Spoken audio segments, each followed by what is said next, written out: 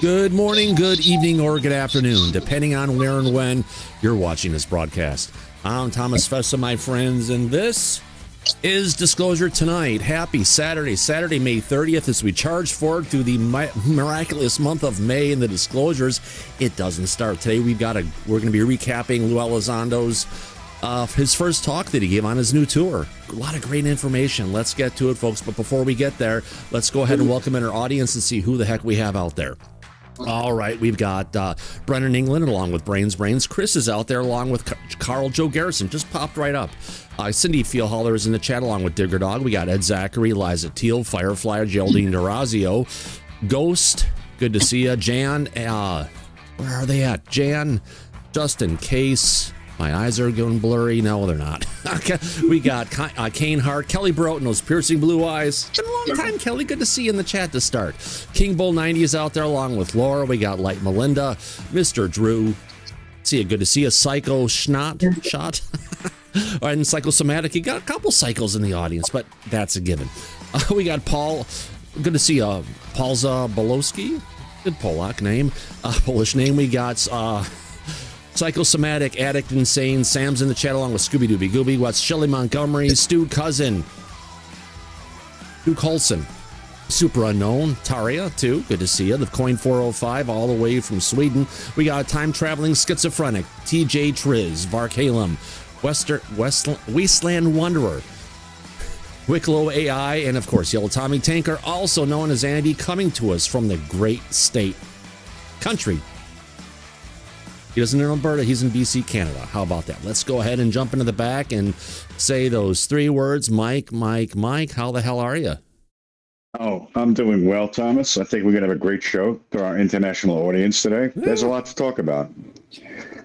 Yeah, we turn our clocks back to 2 o'clock from a broadcast time, which makes it a little bit more reasonable for our friends in the United Kingdom who can, in United Kingdom, Scotland, and Ireland, who can watch at 10 p.m. Otherwise, our friends in Europe are joining us at 11 p.m. Not bad, eh, Mike?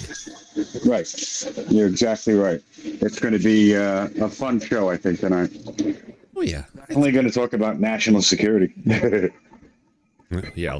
We had a little too much of that before not enough dinner last night, so whoops. Yeah. Hey, but at least we don't have to drink alone, right?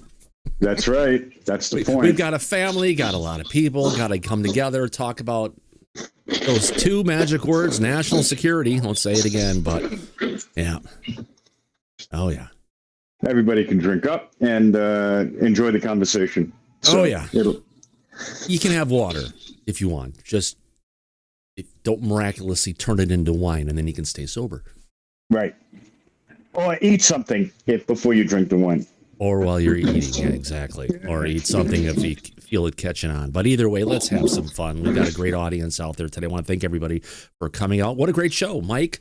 It's been great having you on. Thank you. It's been fun being here, and I've always Thanks, enjoyed. Everybody. Thanks for coming in. No, we're joking. Yeah. All right. So we've got a different Jiggy now. This one's a nice Jiggy. He's Jiggy Nut. And he's from Texas, and he has a verified account, but he went to Lou's premiere restarting of his tour of going around the United States in Texas. Yeah, getting ready for his new book that's going to be coming out. Yeah, what is it again? Not Redemption, Reckoning? Reckoning, yeah. Reckoning. Yep.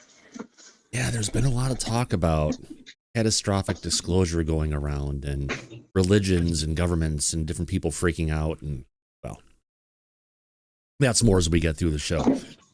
I'm overdoing national security. Gotta wait. Some more Red Bull to this. There we go. Get him as unofficial sponsor of the show. All right, let's get into it. So, where is it at? Let's bring it up. All right. Here we go. So, okay, audience. Get you. The text is big enough so we can all read along. Lou showed okay, so first he's saying Lou showed a fake UAP that turned out to be a tent. No, he didn't. Remember back was with when Vinny, this is before you were around even, Mike. Lou Elizondo was on Vinny's show, right? Disclosure team. And they had a new AI platform that they were showing, and he showed a picture of what you would think would look like a UFO off in the distance, right? Right. But it wasn't. It turned out to be a tent, and this was something that was being worked on by Skyfort, which unfortunately disappeared. So presenting it, Lowe showed a fake UAP that turned out to be a tent. No, he showed a tent that people had that he had gotten a picture of that someone thought it was a UAP. Interestingly enough, yes, clearing it up. Lou doesn't like showing fake UAPs or UFOs. He gets stuff, and if it's not there, he tries to correct it. So interesting, Burlison saw the same video from Aro. Wasn't a video, it was a picture. This made me think possible that Elizondo has a working relationship with Aro. No, I'd have to say that they both have a similar source for this, and they may have taken and using it. Mike, could you see actually, God, Lou working with Susan? No. No. She was the one that caused him a lot of trouble when he was working in the Pentagon. They denied that he worked there. She was the one that was giving him a lot of trouble for a long time. He would never work with that woman. No way. I know. We just need to get the mouth moving up and down like it's Monty Python. We can have the clouds part. Instead of God, we get Susan God. There we go. That'll work. Or is it still open? Here. Let's file open recent.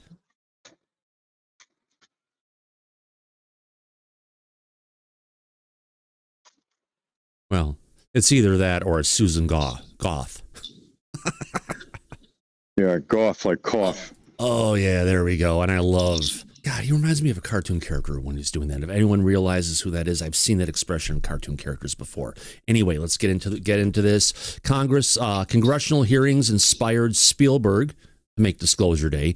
More importantly, Disclosure Day is based on the concept of catastrophic disclosure. What happens if it all comes out at once? We almost got hit by that. So, how about that? Lou is discussing disclosure with pastors and the Vatican. Daryl, who's in the back, off with his Ferraris today, potentially, or recovering from last night's national security. We may get some priests to come on here and talk about this. We'd love to hear that. Anyone who from the religious area you like to come in and give your spiel to your followers and other people who might be interested, we're interested to hear what they have to say, Mike. It's an important piece that needs to be covered. It's an open forum, Thomas. They're all welcome. Well, speak of the devil. Daryl's back. Daryl, how's your national security doing? You recovered yet? Not yet. All right. So Lou revealed he is on the spectrum. Asperger's. Interesting. I never picked up on that. Did you? No, never. We could see it with Grush very clearly. Right. But not Lou. But someone dealing with Asperger's they're really highly intelligent, but some of their social skills and how they read into the room doesn't exactly play out to the best scenario. But they're very intelligent people. But hasn't he recently had a traumatic brain injury with his motorcycle accident? Yeah. Yeah. So maybe he's seeing things differently that may not be entirely accurate about his mental health. Well, maybe. Yeah, well, I wouldn't call it a mental health issue. I'd call it a mental ability. Some people look at these things like ADHD and ADD and call it a disability that you can go ahead and see this, right? And focus in on this. But then you have the ability to focus in on this, and something else that's running a process in the back end that you weren't even aware of that'll sometimes come and dump and give you all the information you need. Now, sometimes when you're looking at stuff, you're looking through people and you're seeing all this additional stuff that you can do. Does that sound like a disability or does that sound like an ability, right? Right. Bingo. So great to know he is smarter than we realized. So next, Trump's deputy chief of staff, Stephen Miller, called Burlison to discuss amnesty for those on the program. Burlison proposed a 60-day window to come forward. So I thought it was Burlison reaching out to Stephen Miller, but it's actually Stephen Miller reaching out to Burlison. That's interesting. Yeah. I almost had a title card for that today. Where'd it go? I didn't use that one. I could have. But yeah, it's an interesting concept of where things are. And if I take a look here and where is that title card I was going to potentially use? Yeah.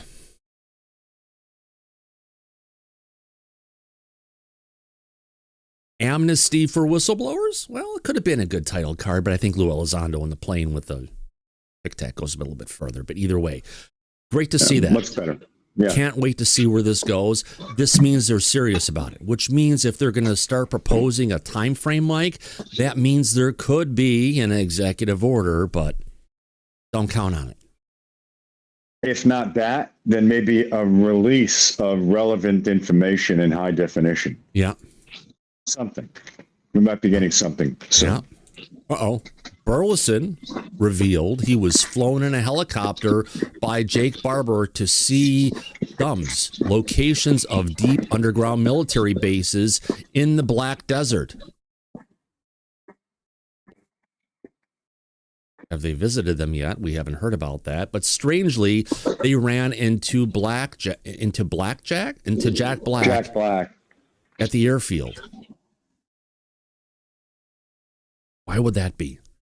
I guess he's interested in UFOs. Jack Black's the movie guy, right? Yes. Yeah. He was a comedian. All right. Burlison believes Jake Barber and Michael Herrera, but interested in finding the facts to validate their stories' meanings. Wow. No shit. We've seen he's had photo ops with Greer. Yes. DC Muscle, yes. Believes is a strong word. Usually, believes is usually reserved for words like I believe in Santa Claus, I believe in Easter Bunny, I believe in these old 2,000-year books that were written by God. There's a lot of belief out there. Usually when you have belief, you don't have facts. But he's interested in finding the facts to validate the stories. But how can you believe it, but you want the facts to validate it? That seems like a conflict.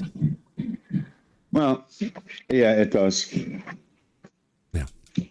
Yep. So asked why Lou said to spend time with family and if there is a coming calamity, he dodged the question and pontificated about parenting.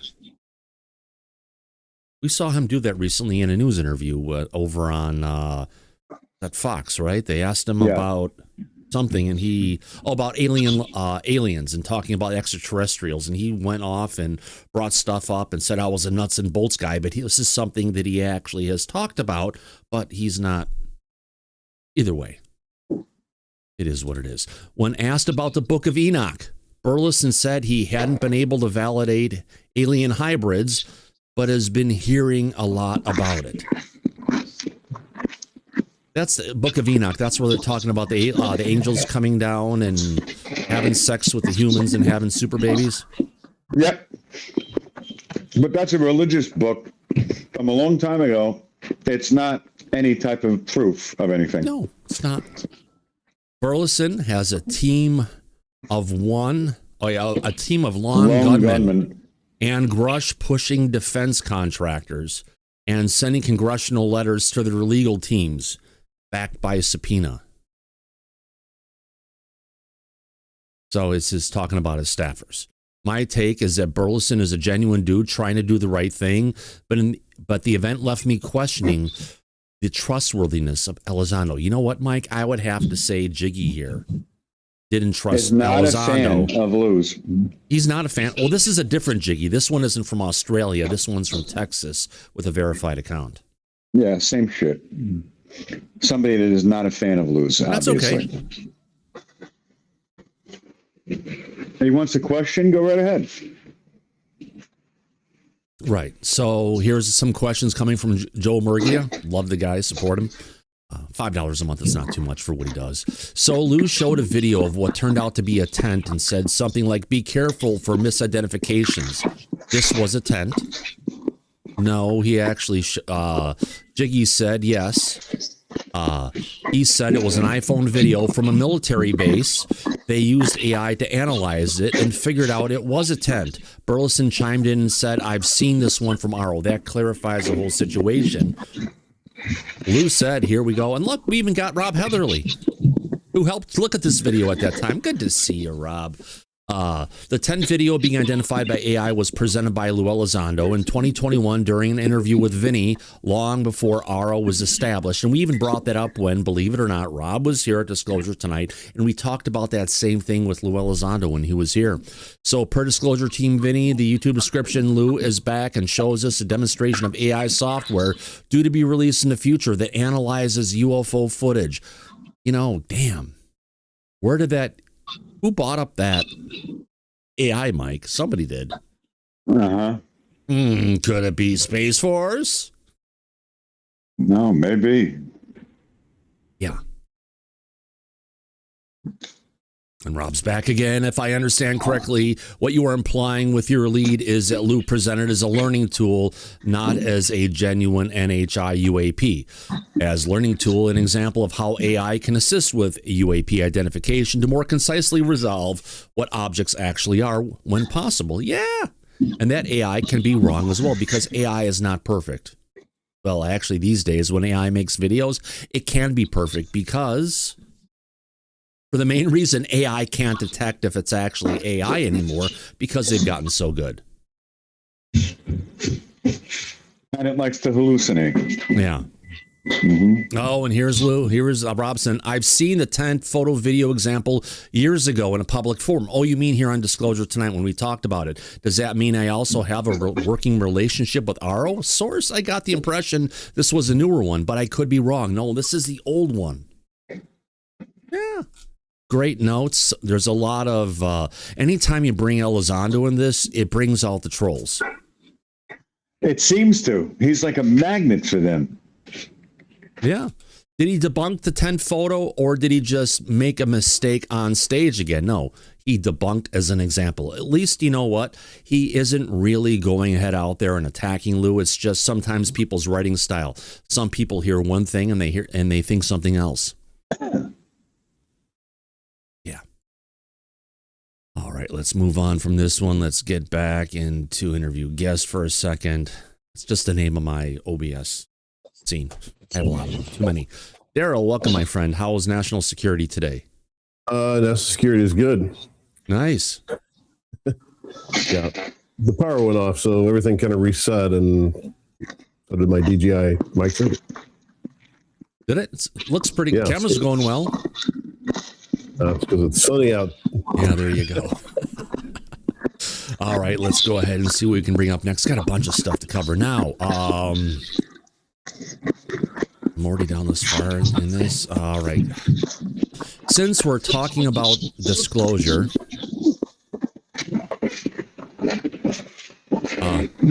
Mike is in the recliner now. We can hear you still trying to get the shit out of his toilet. No, that's done. Thankfully. All right. In our next one, we got an interesting infographic, and there's a cool website we're going to visit today, folks. Let's go ahead and get back to this again. Video full. All right. Back with our guest. All right. Liberation Times reports that Trump administration UFO disclosure is planning. UFO disclosure planning is expanding into a broader debate over public trust, religion, financial markets, allied coordination, and U.S. strategic positioning if non-human intelligence is publicly confirmed. So, interesting infographic. Let's see if I can make it a little bit smaller. We can take a look at it here. All right. So, in disclosure, everything disclosure involves, which is transparency, openness, and honesty, which we'll never get. Maybe for some. Understanding, completeness. Right now, they are giving us incomplete disclosure because the information they're giving us is incomplete. They've redacted all the information we need to understand what we're actually looking at. Vulnerability. Yeah, we're totally vulnerable to this technology. We always have. We've never controlled the skies. We've never controlled the lands. Well, we think we have, or the seas for that matter. It's been controlled by the non-human intelligence probably as long as humanity's been on this planet. What is the potential impact? Truth, we have consent. Do we need consent to bring this information out, Daryl? The answer to that question is no. We should not need consent. The government works for us. The government is people. We're people. Come on. Yes, exactly. As you continue to try to struggle to get your microphone up and going again. No. Now I'm trying to get the chat up. And You'll get there. Consent. Yeah, but Thomas, the people who work for the government, like whistleblowers, they need consent to come forward. Yeah, they do. So it could apply to them. True.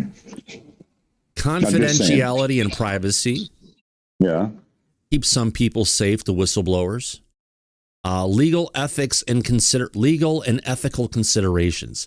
That sounds like two things to kind of hit each other on the head, because some people say this is the ethical thing to do. No, this is the legal thing to do. No, you can't do it because if we tell this stuff, it'll freak out religions and the markets. But we have to do it because this is where disclosure needs to go, right?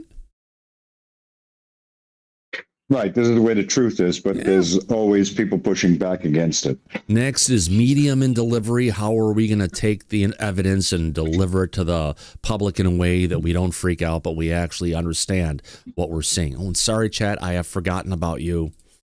Let me go ahead and just double check here. I haven't missed anything on that front. Let me go ahead and turn on the auto chat bot. There we go. Should show up. Next thing somebody says. All right. Somehow, I don't think so much. Let's move on. Context and relevance.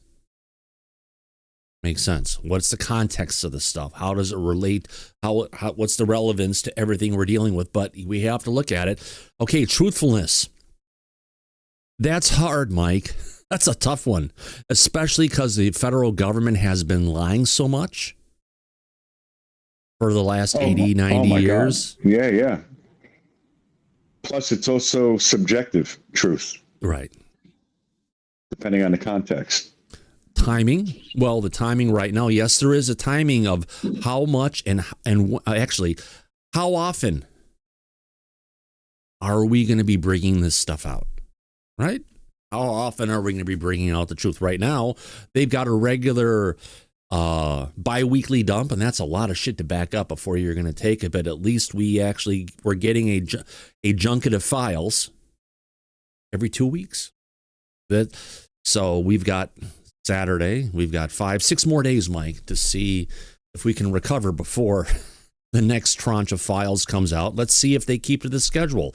That's an assumption at this point, which we can't make. We hope it's going to be on Friday, but we don't know because we don't have a presidential signed decree or anything mandating that these files are going to get brought out every 2 weeks. Right. Exactly. Yeah. But moving forward, we'll see if that changes, and we'll see if we get more information. Yes. That may be now, relevant. Someone in the chat said General McCaslin would have been a great, where is that at? Whistleblower. Yeah, but maybe not, because he was having some mental clarity issues and physical strength issues that although he was still getting out there and doing his hikes and everything, his overall state of health was rapidly declining. And in a short period of time, he lost 20 pounds, which all points to, yeah, he knew where he was at, what was going, and we'll never find him because that's what he intended. Right. He may have had cancer. We don't know. Yeah.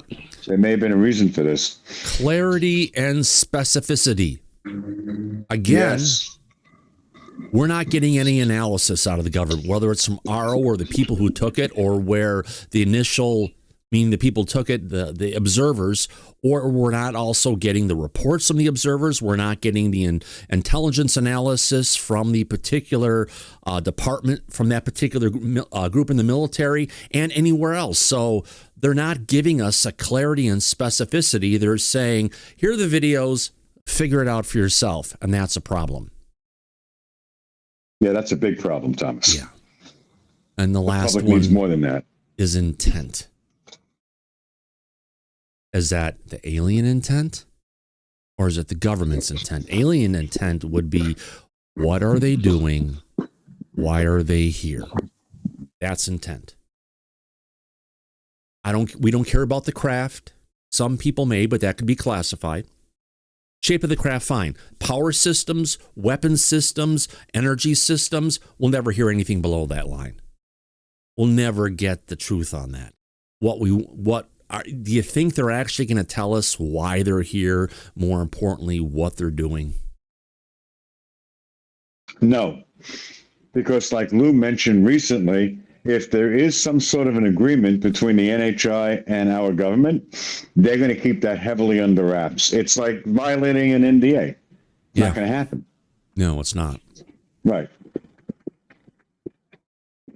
Unfortunately. So that's everything that involves disclosure. It's a great infographic. Who thought it could sound so great? But of course, they have to take a narrow font to make it fit inside. That's a hard time when you're doing title cards.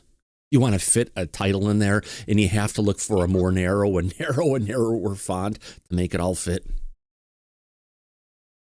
Yeah. That's what we run into. All right, let's get back to this. Where am I at? So this is out of this particular post.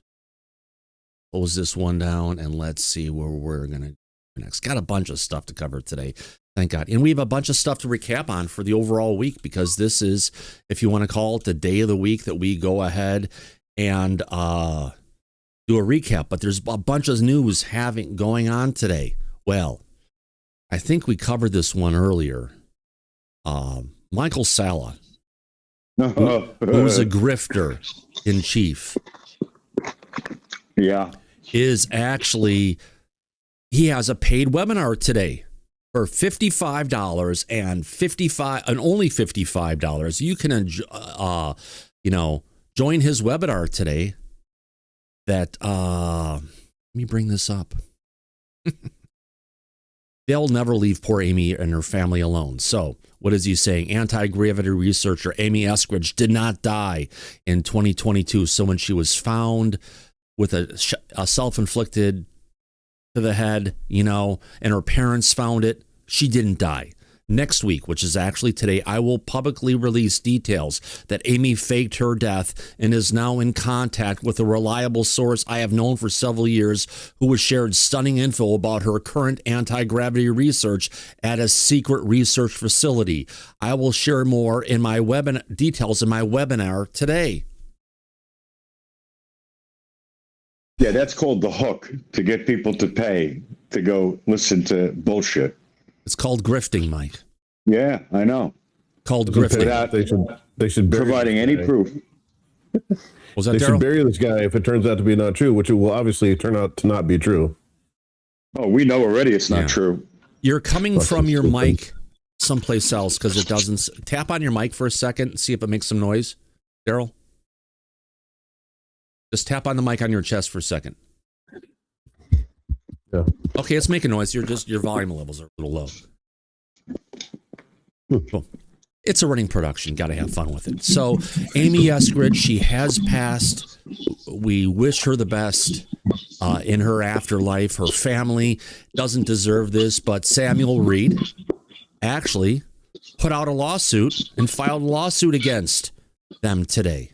Interesting enough. Now, who is Samuel Reed? Samuel Reed had a relationship with, not a relationship, a business relationship with Amy. One, they were the co-founders of the Institute for Exotic Science. They were business partners. Reed, he was the CEO of Geometric Energy Corporation, and the two collaborated closely on projects. They were close personal friends and business partners. And after Amy's passing, he actually received all of Amy's texts that she had on Signal.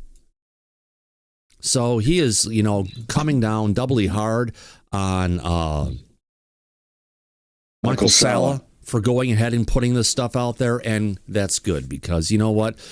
Leave the poor woman alone. Stop trying to be a grifter and capitalized on someone's death. It's just, it just feels dirty. Disgusting. It's dirty.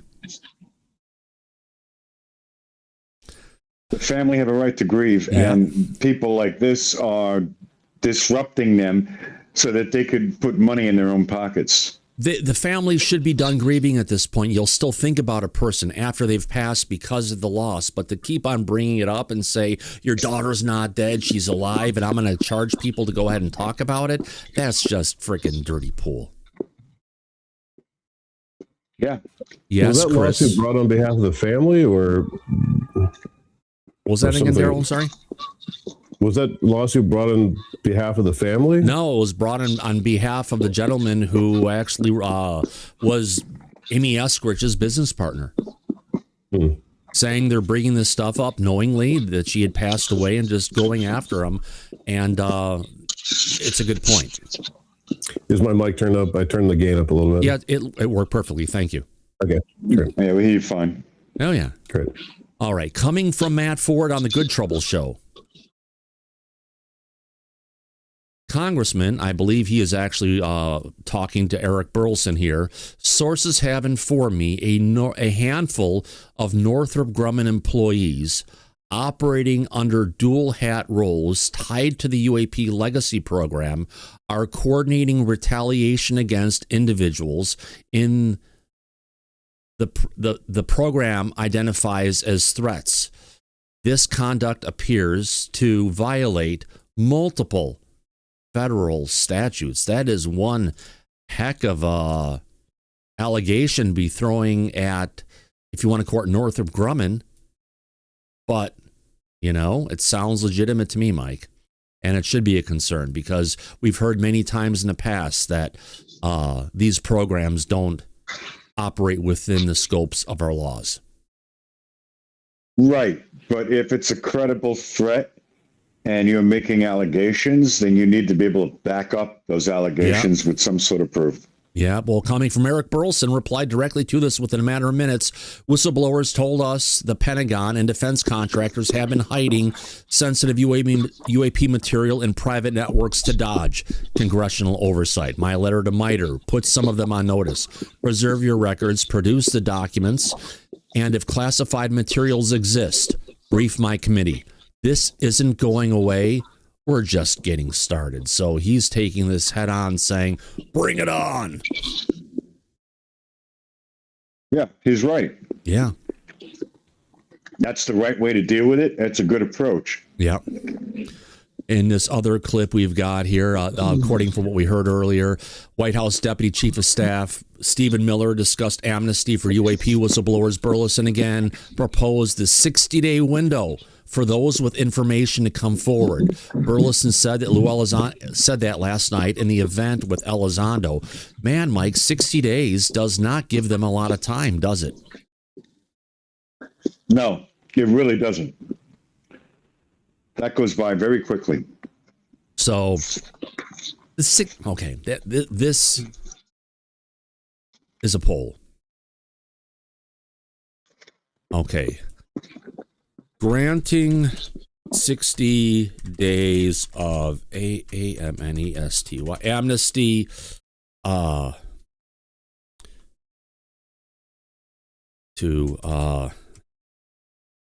UFO crimes against the for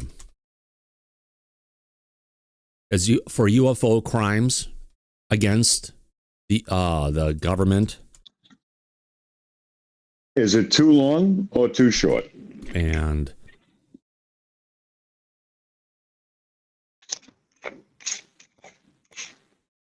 USA, too long or too short is the question. Government and citizens.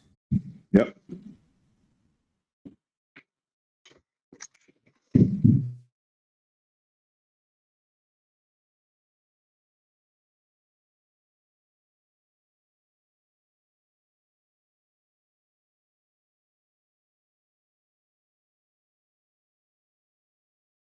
We got three options on this one. Can't have two, Mike. Let's see what our audience says on this one for our first poll of this evening. Make that a little bit wider so I can get that a little bit higher, but I can't. Let's get to it right now. Let me go ahead and get the poll music up if I can. Oh, I need to go to frequent. And here we go. All right, folks, this is your opportunity to to go ahead and vote on this one so far with how many people are watching right now? I have not paid attention. Come on. He's Monkey's uncle. Rolling. 334 people watching. How about that? What is our audience saying? Okay, Google, set a timer for 1 minute. All right, 1 minute. Starting now. All right, for 1 minute, 1 minute only. Granting 60 days of amnesty for UFO crimes against the USA government and citizens. A is too long. B is too short. Or prosecute. They deserve nothing. So far, Mike, too short of 60 days. 54% of our audience is saying too short, followed by 26% saying prosecute. They deserve nothing, followed by too long. So yeah, I voted too short. Yeah, I agree with the audience. Yeah, what happens after 60 days? Good question. Right. Oh God, yeah. What happens after 60 days?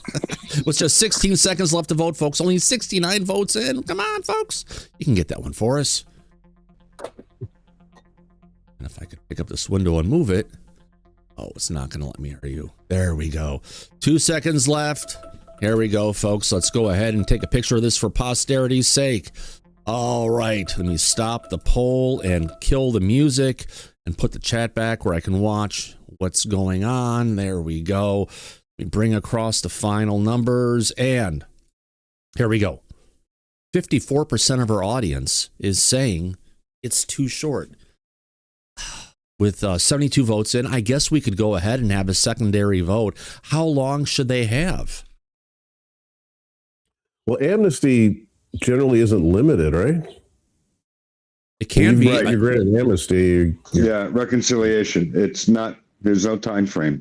No. Well, it depends on the amnesty. You have so many days and so many days only to bring out the truth. If you don't bring out the truth by this period of time, we will prosecute you with this. So this would be the, if you want to call it, the carrot before the horse, to say, if you don't want to deal with this, you better come forward and give us all the information. So if you bring out the truth, then you're granted amnesty for life. Yes. Okay. So start a poll. How long? Yeah, I'm just trying to leer these different things. 3 months.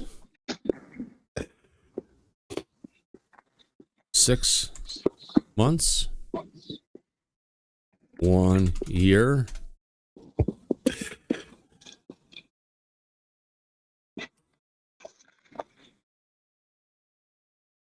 Longer.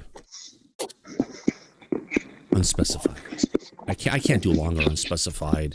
2+ years. Let's go 1+ years. There we go. All right. So we got 4 options here, folks. Let's see where the audience takes this. Hey, okay, Google, set a timer for 1 minute and 30 seconds.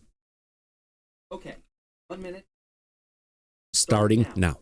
There we go, folks. Here we go. UFO amnesty should be for how long? Wow, look at this. 3 months, 6 months, 1 year, 1+ years. 1+ years is just freaking taking off again. Let me get this music up with just a minute 9 left to go. I wouldn't be expecting that the audience was so giving on this one. I figured people would be like, lock them up, prosecute these son of a bitches. They've been hiding the truth for us. And if it goes 1+ years, that means you're not going to get the truth for 1+ years. Do you want to wait that long, Daryl? That just is like... No, now that I understand the question, you have 3 months to come out with the truth. If you don't come out with the truth, then you'll be prosecuted. So I'm going with 3 months now. Yeah. Wow. But still, I went with 1+ years because I don't think there should be a time limit. And I believe that people want the truth no matter how long it takes. It's already been over 80 years. So they're willing to do what it takes. There's to things get going the on answers. in modern day corporations today. If you're saying 1+ years, you're giving Lockheed, you're giving the Aerospace Corporation, you're giving Miter Corp and everybody else an open ticket to never have to go ahead and show the truth, because it's going to be going on for years. And why go ahead and tank their corporation or tank their stock value or everything if they don't have to? I like the heavy-handed approach. This is for individual whistleblowers, not corporations, Thomas. They didn't say that. I guess if it's a UFO whistleblower, you know what? You have the information. You've been sitting on it for all these years.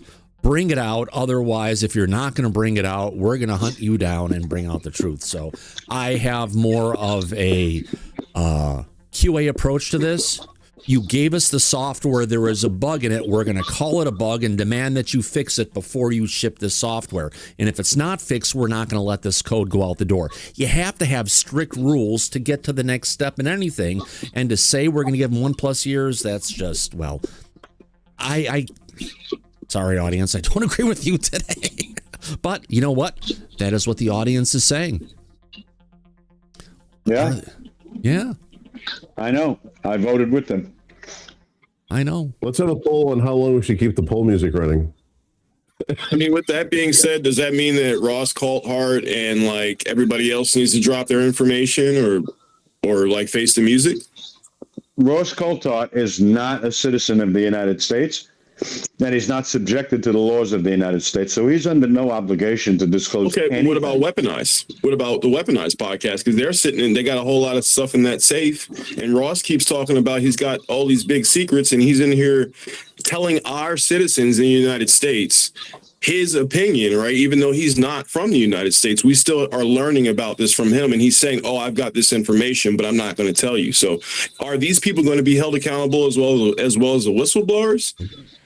No, the people who work for the federal government that kept it a secret this whole time, they would be held accountable. Not people who do not work for the federal government. But if they're getting their, if they're getting their information from the government, shouldn't they be held accountable for not bringing it forward? If this is national security, right, and there's a threat, and now we're going to hold people accountable, and you got these journalists that are what? They got the shit in their safe. I hear where you're coming from, and if they have information that's in violation of current national security laws, you don't look the other way. Fair is fair. You do the right thing. Now, they have the opportunity to come forward and share everything they have and cause a catastrophic blow up, whatever it is. But either way, if they don't want to do that because they don't want to go into jail, which means the information they have, they got illegally, and it's just not information about backroom conversations or stuff or people plotting against somebody else. This is information that's classified at the highest levels coming from the federal government, and you have stolen copies of that, which generally when they get to that point, doesn't matter if you're a reporter, they should still come in and get the information back and find out who potentially lock up the reporters like they've done in the past, unless you go ahead and give us who your sources are, you know. But those sources, man. If you're going to hold these other people accountable, I agree. I mean, it's only fair. It's only fair. You can't hold the whistleblowers accountable and not the journalists. It's not fair. Thanks. Yeah, but Abe, if you remember, it's true. Knapp and Corbell had Matthew Brown before anybody knew who he was as a whistleblower. When he came out to them, they snuck him into Congress to provide the information that he was disclosing to them. And we covered that when it was going on. So they did bring a whistleblower out before it became public. The only problem is they got fucked over by Congress when they did that, if you remember. And then we didn't know about it at the time, but Thomas and I broke that story when this was going on. So we did. And then after the hearing took place, because this was around the UAP hearing that they were going back and forth on not having a date on. And then when Matthew Brown was supposed to testify at that hearing, Nancy Mace called in the 5 that we got, Mike Gold, Lou Elizondo, Admiral Tim Gallaudet. So Michael Schellenberger, we got those people to testify instead of Nat Corbell and Matthew Brown. But that came out, the shit hit the fan after we broke the story, and then Corbell confirmed it. But they did get information that wasn't publicly known and brought it right to Congress because they thought it would do the right thing to get the information out. But they didn't know at the time. They got completely screwed over by Nancy Mace. Let me be clear. I'm not trying to shit on Nat or Corbell here. I'm just saying, in the grand scheme of things, for all the journalists, if you're out there saying that I've got information and I'm not bringing it out because of whatever reason, you're either milking it for your own personal gain, that's not fair. And nor is it fair for the whistleblowers. But I do agree with you, Mike. And yes, you guys did talk about that. And I remember that. I do remember that back in the day. Thank you, Abe. That was my only point. Good point to make, Mike. Absolutely. Thank you. Yeah. We just have to look at everything we're dealing with and just take it one step at a time. God, where did that go? All right. So we didn't show this one last night. I forgot about it. If you remember, there was a UFO sighting at an airport in Zhejiang airport in China. They're saying it's been finally leaked by the government in response to USO's displays of UFOs. I looked at it. I called it a fake for a bunch of reasons. Let's play it for the audience without the music. Actually, we'll play it in the background as we're talking about it here. Let's get us up here and talk about this. So if you remember, there was a video that came out many years ago showing a UFO that was supposedly over an airport in China. And we got this particular video. And this is the only video we really got of this thing. Note the color and the graininess of everything we're seeing on here, right? You go back to the beginning. Now we've got this new video showing that there's multiple orbs popping in, and it's drawing this huge line in the sky. You have all these things flying around. And look, there's another shot of this thing that's in the sky that we've never seen before. But the videos we had before, Mike, weren't from the government. They were from actually, if you want to call it, an individual who saw this stuff. But now we have these luminous orbs. If you want to call these disclosure dots here really quick, you notice what's different about them? The edges are all kind of moving around and everything to that degree. Right. And then we've got the object and we've got the colors and everything that's there showing it up. And they're zooming in and there's stuff that's flying around it and the whole bit. AI slop. 100%. Yep. Because you go on further into this and there's more stuff going on. But look at this now. They've got now a view of a huge ship that's hanging out over the airport. That's got to be miles across. Oh, easily. Yeah. Yeah, this is not accurate. No, it's not. And I know this was brought to our attention yesterday and I had seen this and, you know, you get to the final. Okay, we got the one video that actually looks good. If you notice that the scene that's over there literally just scrolls across, right? Like they've got one video source next to another to show, look, it's in the same scene. That's the original video. You get into it, they go a little bit farther, and they go to scale it, take it off screen again, and wow, look how much it's lighting up the skies. It's like daylight. Yeah. Yeah, Kara Garrison in the front chat is saying we're being negative. Oh. Negativity. It's not about that. It's about the truth. Right. Do you want to go ahead and take some AI that someone created and say this is the event in China and these are the things that are going on when really this is the event in China right there? That's the video. I'll stand behind this and say, yeah, that's the video that came out years ago. This one's real. All the other stuff that's wrapped around it isn't real. I mean, we can go ahead and just say, oh, my God, would you look at that? Look how great that is. Oh, my God, look at that. There's orbs. And you know what? They're flying in a triangular formation. Clearly, this must be real. If I was doing that, this would be third phase from the moon. Right. Or Goofon or someone like that. You have to look at this with a critical eye. And if our eyes are a little critical, that's fine. But, you know, there's a lot of AI slop out there these days.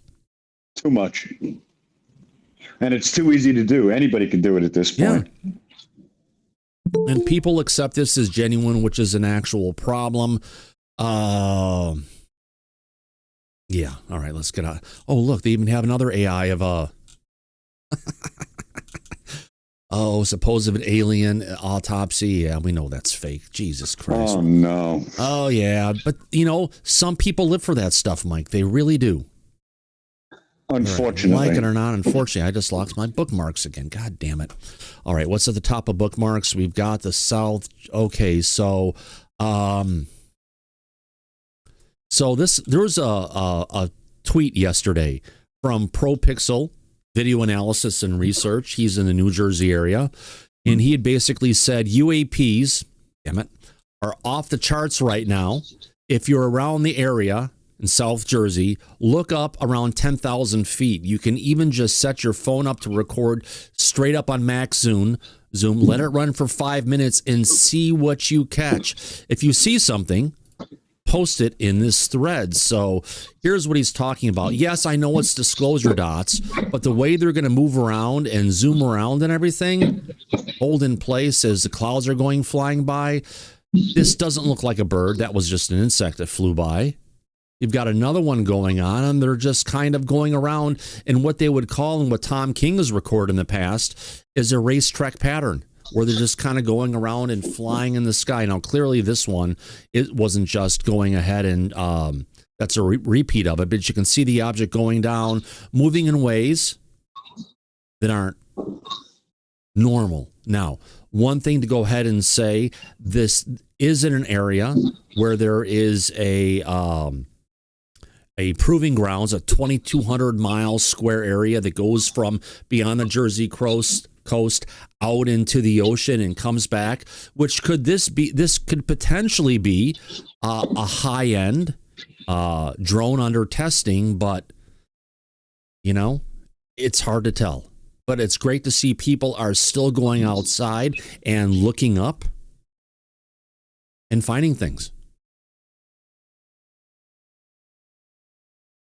Yeah. Listen, we have about over 360 people in the audience, but we only have 64 likes right now, Thomas. Oh, come on, folks. You can do better than that. If you're having a good time, do us a favor. Give us a thumbs up. We'd love it. If you don't like what you're seeing, give us a thumbs down, but at least tell us in the comments what you don't like. We'll do our best to increase it. It's called interactivity. The more interactivity we get, the more that YouTube will go ahead and share the show. And by the way, if you are enjoying what we're doing here, enjoy national security, do us a favor, give us a follow, give us a subscription on YouTube. We'd love to have you back as a regular. Mike, we're almost up to 18,100 subscribers, and I think maybe we could get there soon if we just have some of the people who are watching this subscribe. Right. And as always, the cost is free. And if you're not happy, we'll give you a double your money back guarantee. So it's a win-win situation for everybody. Yeah, it is. Now, in some of the comments where people are responding to this video and they're saying, similar to the sphere caught on the New York City news feed a couple of years ago, Billy, he said, I don't think so. These things have a different shape. They tumble a lot when moving fast. They intercept other flying objects frequently. Oh, he's got one like this that we can go ahead and get out there. But we did get a couple super chats really quick.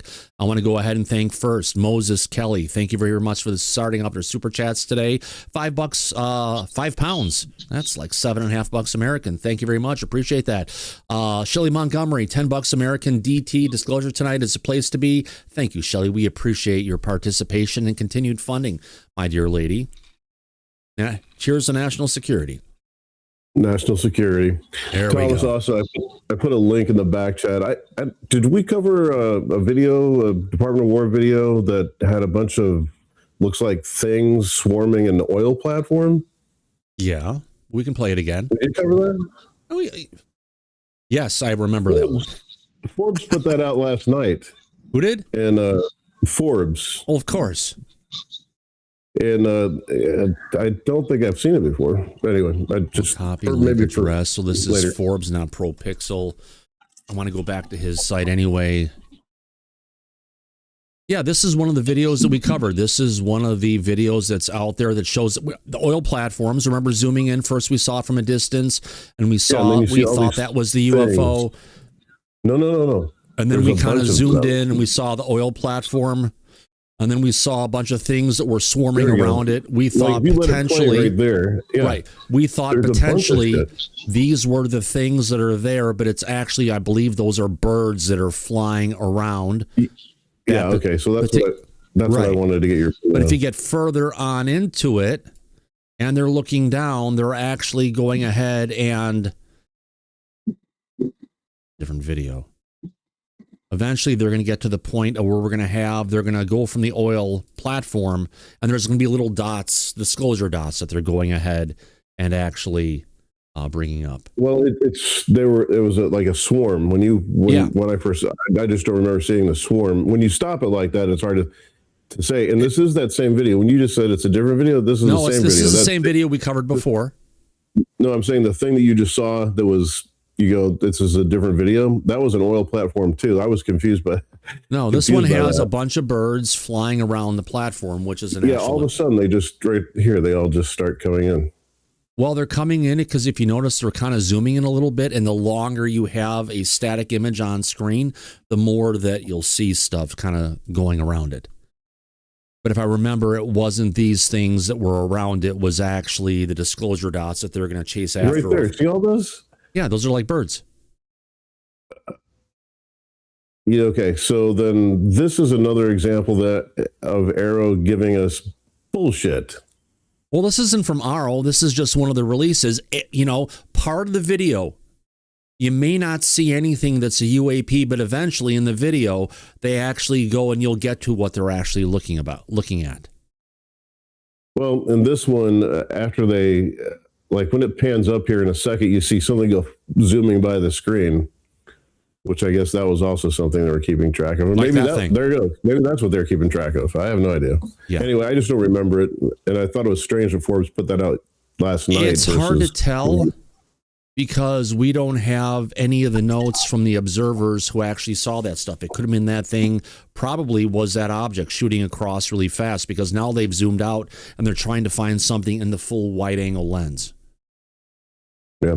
So we saw this before. It was just too much national security. I don't remember. Well, we definitely covered all the videos, all 46 of them. Well, that's why I was wondering if this was new because I just don't remember. No, it's not new. It's not new. All right. Not new. My ADD superpowers say no. All right. We have seen this one in the past. I'll stop this from running in the background and it's an expensive tag. Not that one. Okay, so we have the Samuel Reed stuff we covered. All right, so in our next clip, we've got a little bit of Annapolina Luna going ahead saying whistleblowers should be granted immunity for information on crashed and retrieved technologies. Clearly, she is talking straight along with Representative Eric Burlison. Let's see in this clip coming to us from UFO James over on X who clipped this. Thank you, UFO. We follow you. You're a great guy. Appreciate it. But this is coming to us again from Fox News. So let's see where this takes us. And I think we've played this video, except it's not so blurry. Here we go. One of the most important things that Congress can do right now is stop working against. Oh, I'm in the wrong fucking window. The back is not going to be able to hear this. Let me find where I put Brave again. How's that? Brave, where are you? Window. Got a window here for Brave somewhere. Here we go. Let's play it, and then I will jump back into where we were in a second. Let's play this clip. Here we go, folks. Let's enjoy. Do right now is stop working. One of the most important things that Congress can do right now is stop working against what the American people want, what the administration wants in transparency, and to pass the UAP Disclosure Act, in addition to put out either temporary immunity or at least waiving people's ability to come forward and bring forward information if they do indeed have more regarding if this has been captured technology. Look, if you were to say this without this evidence being out there, people might think that you're crazy. But as you are seeing a lot of the work that we have done behind the scenes to declassify this, as well as President Trump's direction to order the release of these files, could not happen at any other time in U.S. history, Tommy. I just want to put out there that we had been trying so long and hard to release some of this information under the Biden administration, and it was not until President Trump put out the statement saying that he was going to declassify this that we saw an internal effort, not just from the CIA, but also from the FBI, Department of War, and yes, even ODNI to actually track. Really quick, have to butt on this one. Wanted to do earlier, but I held myself back. The CIA has been known. They are covering this stuff up. She's actually saying that because she has a great personal relationship with the current head of the CIA, John Ratcliffe, who said, oh, we don't, look over in these different areas. You can find stuff. But we've heard that the ODNI, who actually in the organizational charts up to the executive branch sits over the CIA. And there was the person in the CIA who was actually going to be taking over the job for Tulsi Gabbard has actually been called out recently with respect to, running a cover-up for the CIA and not bringing out the information we deserve. Wait, who's going to be replacing Tulsi Gabbard? I forget the guy's name. He's the second in charge at the CIA. I mean, at the ODNI. And with Tulsi going and resigning her post because her husband has a very rare bone cancer, that he's the individual was I think recently tagged, wasn't it by Liberation Times, Mike? I think it was. Well, we can look that up. Also, Christopher Sharp, he covered that story and said that the person who's directly under Tulsi Gabbard is also a CIA employee and DNI employee, and he's scheduled to replace her if she leaves her position, which we now know she is. Yeah. That's a bad set of circumstances. The CIA has their grubby little hands on all kinds of stuff. Well, we've heard before about the OGA, the Office of Global Access, which was set up specifically in the CIA to deal with the shoot down and recovery of UAP craft. They're dirty. Very dirty. And I just want to say, Tommy Lahren looked way better as a blonde. I don't know if anybody's ever. She's from Dallas. I live in Dallas. She's okay. Not too long ago. She changed this look, Thomas, and it's not as good as it used to be. Gotcha. Let's continue. Here we go. Down some of this information, and so there I think is more information coming, but we are really focused on getting whistleblower protections so that we can see if there is any there to some of these now wild statements that some people have made in regards to crash and retrieve technology. So there we go. The whistleblower protections are on everyone's lips these days. The only person we haven't heard talk about this yet is actually the only gentleman in the House of Representatives who has actually put forward legislation to increase whistleblower protections, and that's actually Tim Burchett.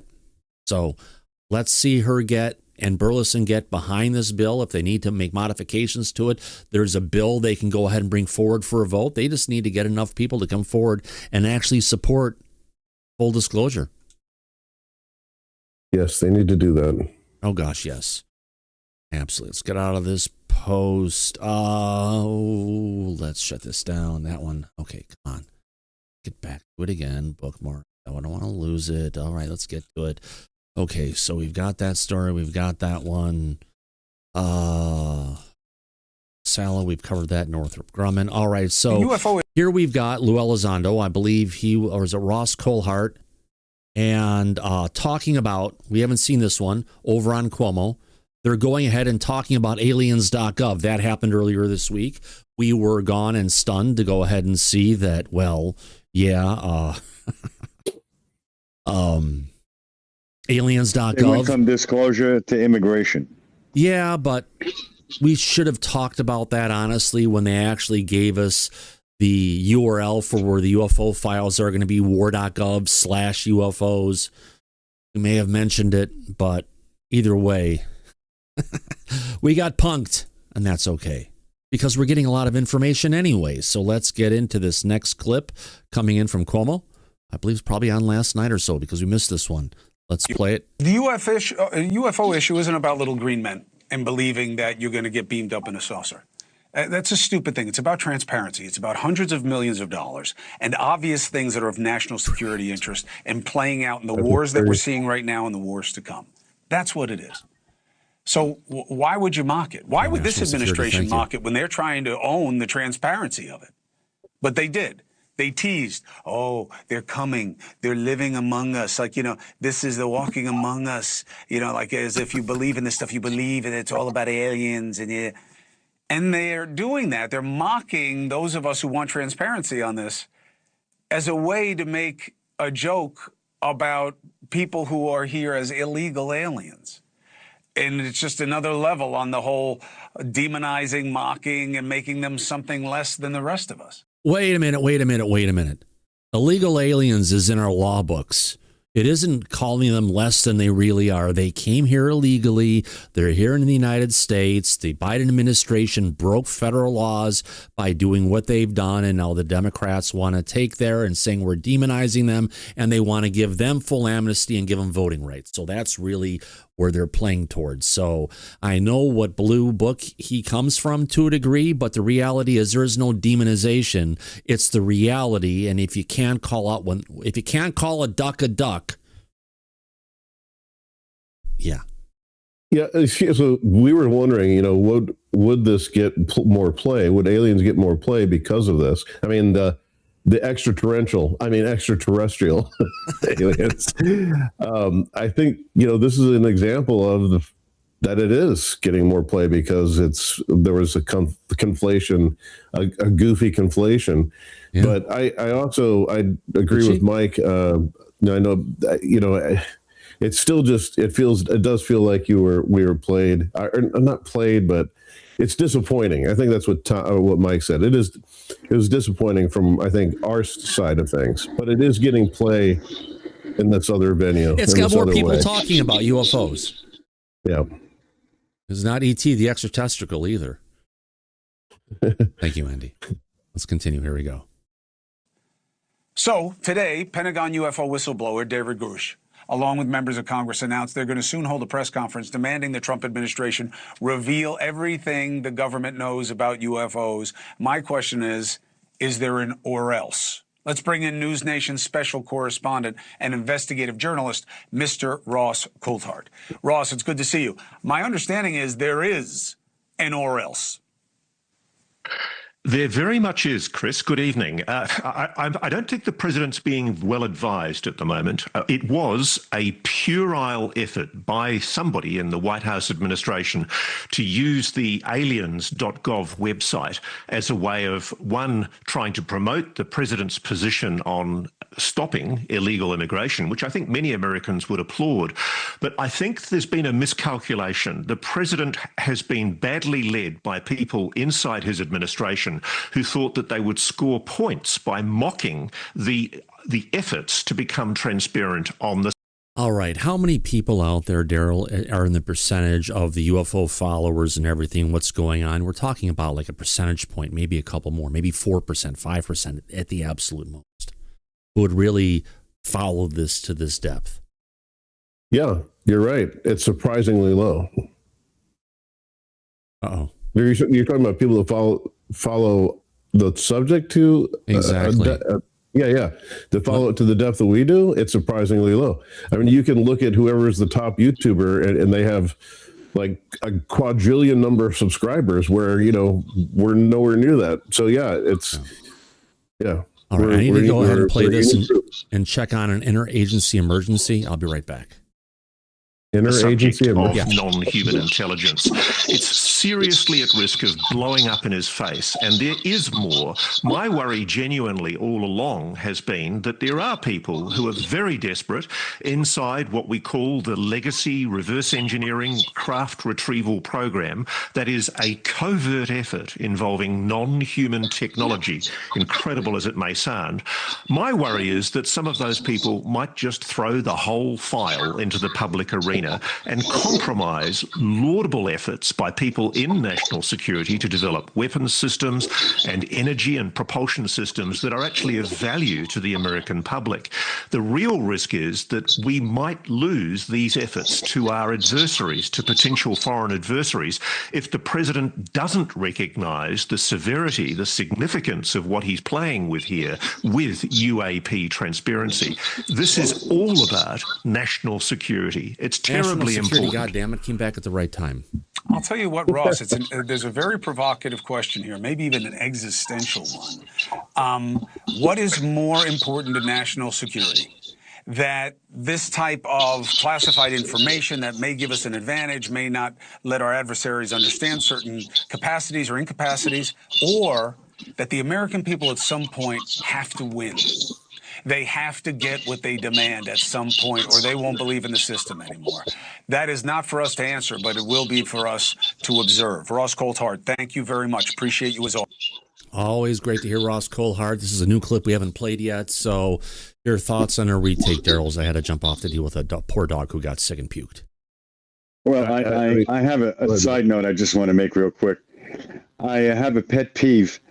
I don't like the fact that it seems like the Americans who speak about David Grush pronounce his name Grush all the time, like Cuomo just did, and others.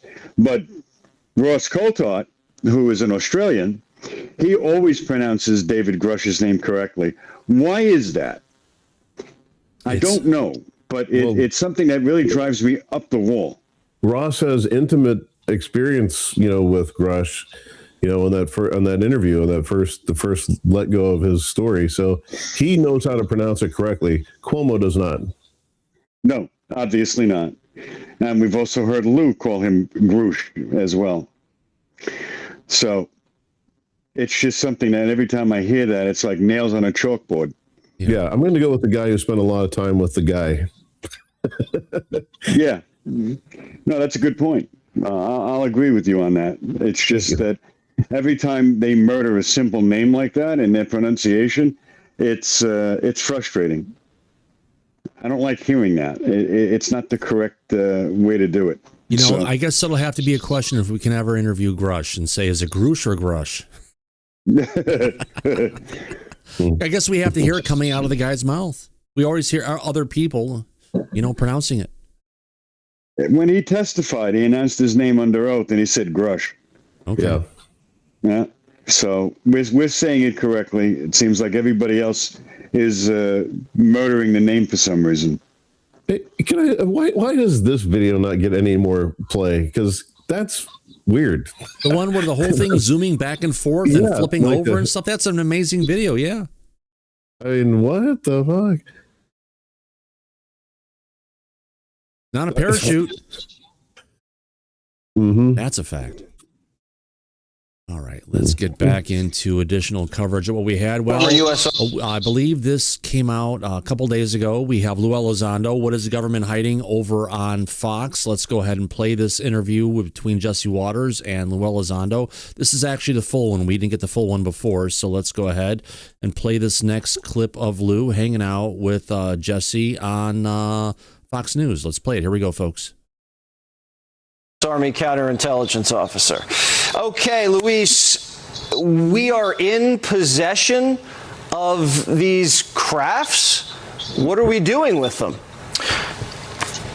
Yeah, Jesse, thanks for having me. I did testify in 2024 in November for the record and under oath that our government is in possession of material, exotic material that is not ours and possibly originates from somewhere else. And then I was also followed by other folks as well in later testimony who have discussed non-biological remains that were non-human biological remains that were retrieved from some of these crashes.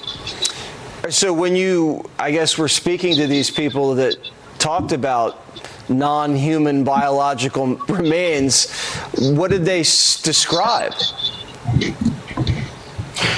Well, Jesse, to be honest with you, when I was at the Pentagon and I was part of the Pentagon's UFO investigation team called ATIP, I was more of a nuts and bolts guy. We did have experts, scientists, and medical doctors that were looking into the biologic aspects. And by the way, this goes way back, way before my time even. We're talking literally the late 1940s. And if you look at this latest document drop and video drop that this administration has authorized for release, there is an absolute treasure trove of information contained in this second tranche of information. Well, what do you think? What stands out to you?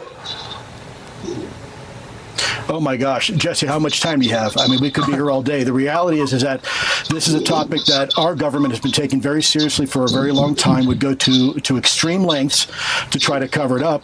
And this administration means business. This administration is the first administration in my memory that's actually delivering on a promise to be more transparent and open with the American public about this topic. Look, this document, this last document tranche that was released, you had documents going back to the late 1940s, demonstrating very clearly that the UAP, or what was known in the vernacular, the UFO phenomenon, is very real, and it is certainly a national security issue.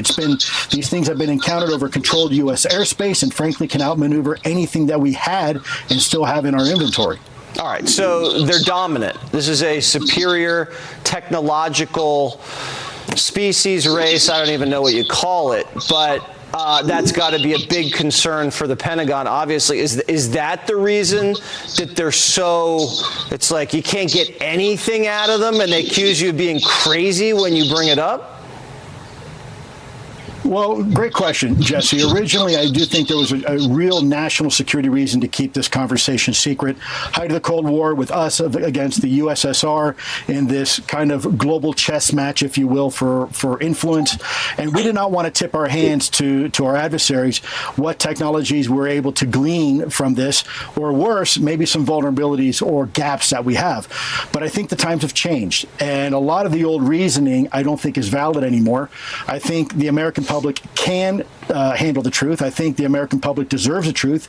And I know what I saw when I was at the Pentagon and when I was in the intelligence community. And I don't think it's necessarily classified, but I will say there are some concerns there, because you're talking about a conversation that's going to require a lot of people to do soul searching. You're talking about something that's going to challenge everybody from a philosophical, a psychological, theological perspective, and even sociological perspective. Yeah, and the fact that we can't protect our country and our world from whatever's out there.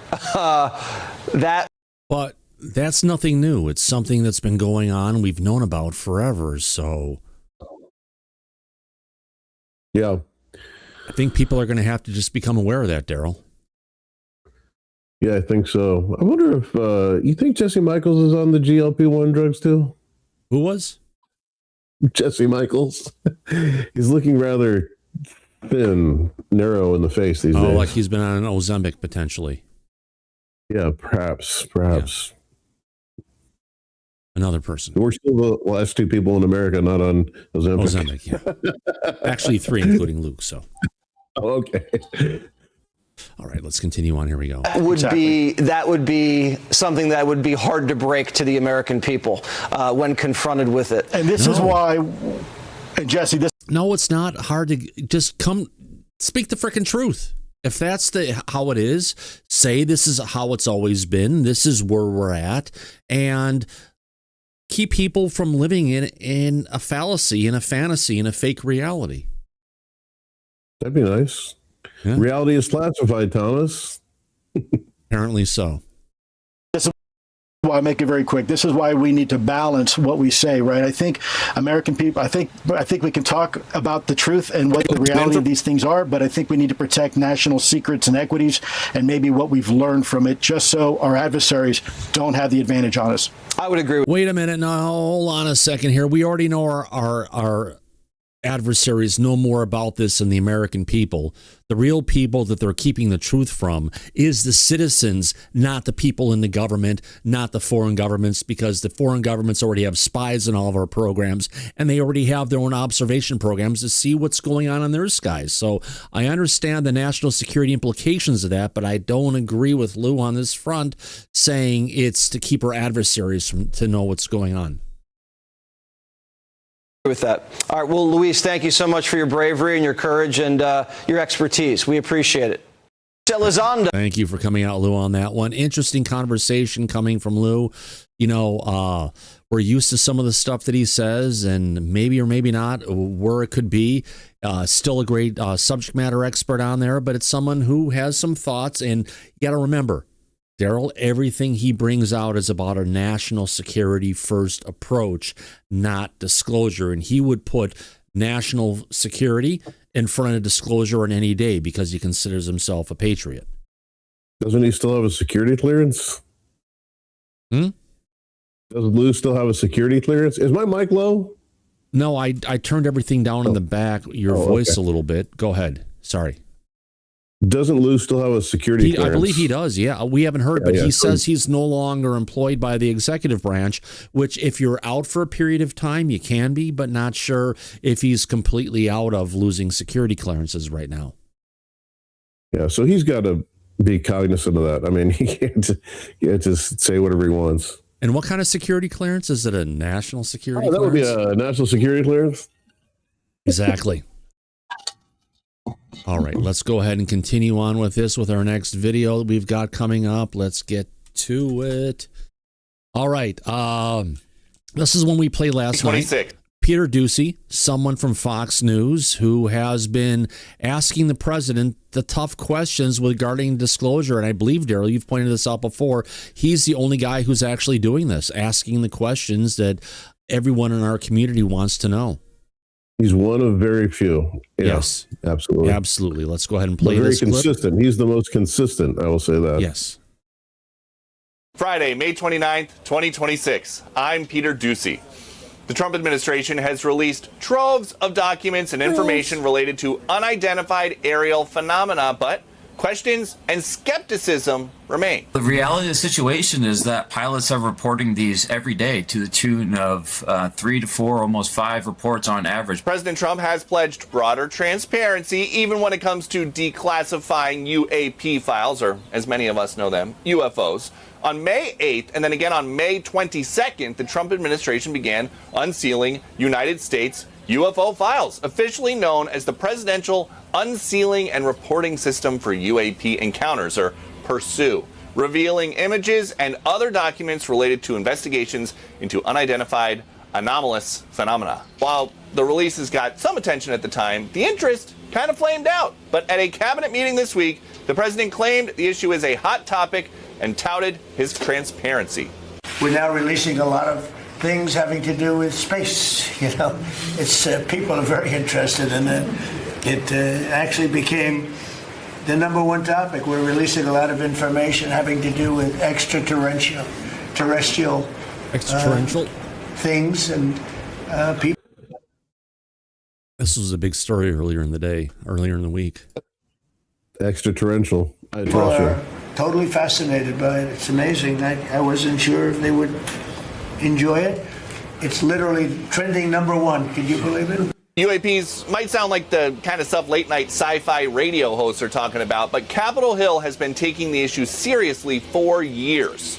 Back in 2023, several military officers testified in front of Congress, alleging the government had been concealing evidence. One of the former servicemen there was Ryan Graves, who says he has firsthand experience with unidentified aerial phenomena. During a training mission in Warning Area Whiskey 72, 10 miles off the coast of Virginia Beach, 2 F-18 Super Hornets were split by a UAP. The object, described as a dark gray or a black cube inside of a clear sphere, came within 50 feet of the lead aircraft and was estimated to be 5 to 15 feet in diameter. So the public has been given all this information, but there are still more questions than answers. So, if the truth is out there, when will we know it? Ryan Graves is a former Navy F-18 pilot and the co-founder of Americans for Safe Aerospace. We get to talk to President Trump about all kinds of different topics. And I would say, in my experience here with the first year and a half of his administration, the most feedback that I've ever gotten on any topic from just people at the gas station, in line at the grocery store, is about UFOs and UAPs and space aliens, which we've asked him about a couple times. I want to revisit something that you testified to Congress about. You said that you once saw a dark gray cube inside of a clear sphere, motionless against the wind, fixed directly at the entry point. Have you seen anything so far in these first couple batches of disclosure that looks like what you saw? So I have yet to see anything in the recent disclosures that look like that cube in the sphere. But similarly, we were also seeing metallic spheres, elongated spheres. And, you know, one of the most common kinematic descriptions that is seen is that these objects will, you know, zip past an aircraft, stop in midair, and as they're reapproached, basically accelerate like they're shot out of a gun. And all right, would a elongated sphere be a tic tac then, or would it be an oval? Elongated. What? Say that again. An elongated sphere. We've been seeing spheres and elongated sphere. An elongated sphere would either be an oval or it would be a tic tac. Depends on if it actually grew as it elongated, right? Yeah, I was thinking egg. Yeah, exactly. More. I've seen at least one video in the second release that does seem to exhibit similar behavior, where the object seems to have that very rapid or instantaneous acceleration. But, you know, what we've seen right now are perhaps a couple hundred videos and documents. I have high confidence that there's, you know, greater than 10,000 of these that could be released, and I think we're just getting going on this process. And because of your experience and what you were just talking about, you specifically are a big part of the reason why over the last couple years, this talk about UFOs or UAPs, the unidentified aerial phenomena, it's not a tinfoil hat conspiracy theory anymore. It is a real thing that pilots are seeing. How big of a safety threat to pilots do these UAPs pose? Well, the reality of the situation is that pilots are reporting these every day to the tune of 3 to 4, almost 5 reports on average per day, where they are observing a UAP, an object that is unattributed and often performing capabilities that exceed the state of the art per day over the continental United States. So this is something that pilots are regularly dealing with. Now, do I think, and do the pilots think that one of these is necessarily going to, you know, take a sharp turn and collide with an airline? No, I don't think that's very likely, but having this gap in the pilot's situational awareness can lead to undesired outcomes, such as an inadvertent stick input that could perhaps cause midair or someone in the back to get hurt. Ultimately, whenever we have a gap in our communication of safety, errors are going to slip in, whether they be a true... Safety, though, is truly about communication, though, Daryl. Not telling them about what's potentially about what's going on now, but it's having that safety meeting before a pilot goes out to know, here's what you could expect, here's what you could see, and here's what you're supposed to do if these things come flying at you. Just keep on flying and enjoy the show because they're not going to hit you. Well, the pilots do now have like a reporting system. Abe or somebody may be able to talk more about that, but they do now have a more robust UFO reporting system. So that's a good thing that's come out of this. And maybe this is the reason why a lot of the stuff that's being released is more recent. Yeah. Great point. Andy, your hand's up. Yeah, I found it interesting. You know, he said about 5 reports a day. You know, that's close to 2,000 reports a year. Also, what I found interesting, where Ryan Graves said about inadvertent stick inputs. So basically, he's saying, it's actually the reaction of the pilots that could cause the issue. We've talked about this so many times about extra training for pilots. I find that interesting. Also, I have no idea, being in the UK, who this Peter Ducey character is. He's a reporter for Fox News. Well, I find it commendable that actually, again, he's one of the ones who's bringing us up as an actual, there's no smirk, and it's a very, the look on his face, it's very serious. Even with what we've had just come up with this aliens.gov debacle, hopefully we won't get the pushback on it. And people like him keep on reporting on this actually a level-headed basis. Yeah, it'd be nice if the press would do its job for us to keep people's feet to the fire. What a great thing they could possibly do, versus just pushing their corporation's own narratives. Right. Or, for instance, when there's a rocket pad blowing up from Tesla and it's over from SpaceX, and it's over all the news stations repeatedly playing it multiple times. But when you get the same thing happening from Jeff Bezos and Origin, nobody plays the video, even though it's a much bigger explosion than SpaceX ever saw. Yeah.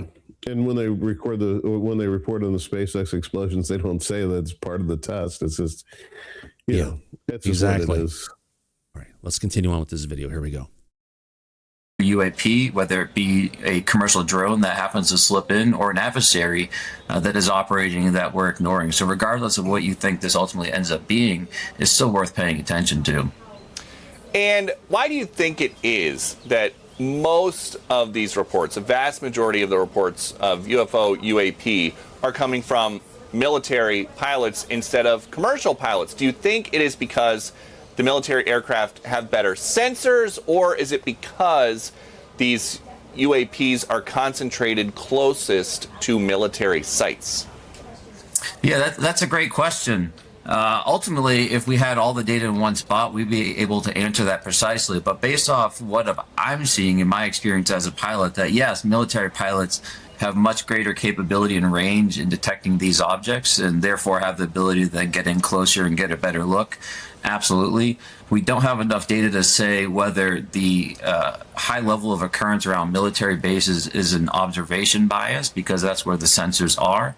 And perhaps if we had better sensors elsewhere, we'd see similar numbers in those locations as well. However, sensors elsewhere, like on planes, maybe? I mean, anywhere. On the ground? There's all kinds of shit in the air. Exactly. Commercial pilots do operate in vast numbers across the world. And I think we might find that numbers are actually relatively similar between how many are being detected by military assets and how many are being detected by commercial pilots, because this is an everyday observance for commercial pilots operating around the world. And here's the thing. Air traffic control, Daryl, would be able to observe this if the FAA didn't filter that type of craft out of the sensors, out of the screens that are observed by air traffic controllers. For the main reason that they don't see actual radar sweeps and things that are in the air and things that are moving around. They see symbols that are created by a system that recognizes things within certain envelopes of certain speed, certain size. And if it goes beyond different things, or if it's not coming from a specific transmitter, they don't look at any of that traffic or take into consideration.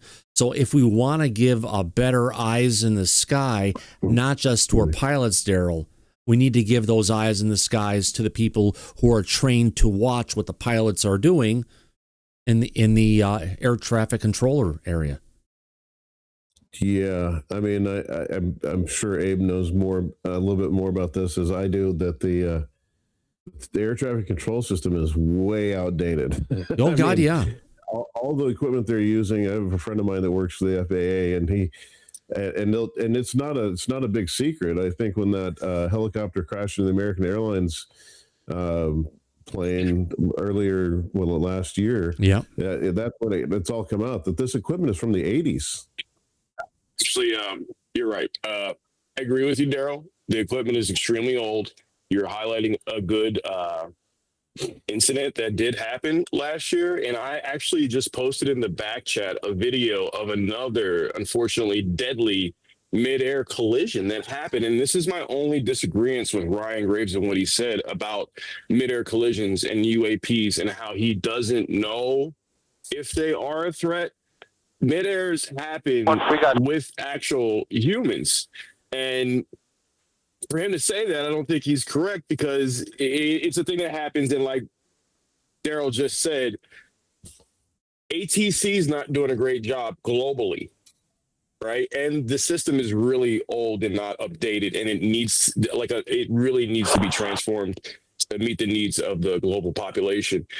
And I agree with Ryan Graves. There is a major safety threat. I just don't think he knows about like the civilian side of whether or not passenger airlines could be in danger with UAPs, which I think they are, because they're just in danger regularly. Right. I mean, we just but if the UAPs have been really quick, Carol, about your consideration that there is a threat from these for commercial airline pilots, how many commercial airliners have we that have actually had an impact from a UAP and it caused a catastrophic failure of the aircraft? None that we're currently aware of. We don't know. We don't know, right? We could say the MH3, right? Or how many have been slightly damaged? How many have been impacted? We don't know. It could be something like that MH370 that sounds more like a human actor who was someone who was literally trying to go ahead and suicide everybody on the plane because he had mental issues and he should have been flying in the first place. But, you know, if there is truly a safety part, if I can't get on a plane and go from Seattle to Chicago to New York, and those pilots saying that they're not going to interact with something, they could. But for the most part, as long as you just keep on flying, don't screw with anything, these things will come by you. They'll fly near you and everything, but they're not going to bring you down. Well, I mean, like Ryan Graves said, the pilot's having like a knee-jerk reaction to seeing something weird, that could be an issue. That could, right. That's a safety meeting, right? Yeah. That's if you involve this stuff, this is the different kind of stuff. Show them videos, show them simulations, and update their simulators that you have to deal with it and get through these incidents as part of your usual training. More of an education thing, though, right? Like this is a global education thing, and it's a global safety meeting for educating and pilots talking about it all the time, right? That's what we need. We need to start seeing NOTAMs for UFOs, and not just NOTAMs for human stuff, right? We get NOTAMs for human stuff, but now we need to see NOTAMs for UFOs. Yeah. Which would potentially turn into nonstop NOTAMs everywhere, because these things are potentially everywhere. We already have that, but yeah. There we go. Thanks for the conversation. Appreciate it, Abe. It seems like, at least in my experience here in asking government officials about this, it seems like they are trying to be transparent with these releases, but they also are not saying what they think these UFOs and UAPs are in the videos and photos that they're releasing. In fact, with some of them, they're saying, we just have no idea what this is. Do you think that that tracks with everything that's coming out? Do you think that they actually know what they are releasing and what it is, or do you think they don't know? I think there's a spectrum in the quality of the information that they have, from very hard to break out, very hard to tell, and is going to lack information that we just don't have to be able to finally piece that together. And that's, I think, what we're seeing now. We're seeing these low quality, ambiguous videos with, I'll remind you, absolutely zero context, right? No location, no background report from the witness, no metadata, no analysis really provided for us. So we're kind of left to fend on our own. With that being said, every indication I've received is that we're on the start of a regular release cycle that is going to go on for some period of time. And I expect that those videos will likely get less ambiguous. It doesn't necessarily mean that we'll be able to derive a certainty or an answer of what they are, but right now there are a lot of, blurry blob moving around the screen, but I'm aware and others are aware that there is much higher fidelity video that I expect and I hope will come out over the coming weeks. And so, is that an expectation or is that a hint? Daryl? Anybody? Hint. Hint? Yeah. We would hope, but you may have an inside idea this is the kind of stuff we're going to get. Yes, we've got a lot of disclosure dots that are flying, but you know what? Got to start somewhere. You can't get to the high fidelity stuff and freak everybody out all at once, right? Yeah. And I did check on this because as we were talking about the FAA like being severely old, I do remember that Sean Duffy started something when he came in, when he was appointed. They did start a multi-billion-dollar redo of all the gear in the air traffic control centers. Right. But part of the problem they had, Daryl, is they were relying on sending their data between locations on twisted pair of copper and either ISDN or ADSL connections, which, depending on how old the cables are and how far they are from the central office, determines how slow and how crappy the data can be that they were getting. And I think that's actually why, was it Musk stepped in to help them, take a bunch of locations like in Newark where they're having connectivity issues that's affecting air traffic control, and allow them to jump over to Starlink, which is a lot more effective and reliable. Yeah, they're replacing old analog radios and voice switchboards with new digital voice over IP enabled systems, next gen radar, swapping out outdated 80s radar systems for hundreds of advanced surveillance technologies, modern screens and displays, upgrading over 400 towers with new enterprise information display systems to phase out 1990s era computers and paper flight strips. What? Facility overhauls, blah, blah, blah, blah, blah. There you go. Yeah. Interesting enough. They are trying to modernize, but it's an old system. And I guess they tried to start the modernization under Buttigieg from the Biden administration, but it never went too far. That's my old mayor.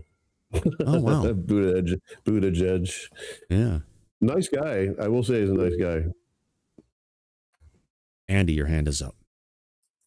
Yes, you're on about updating the systems, but we need to remember this is an international system that they're operating. So I did put in chat then.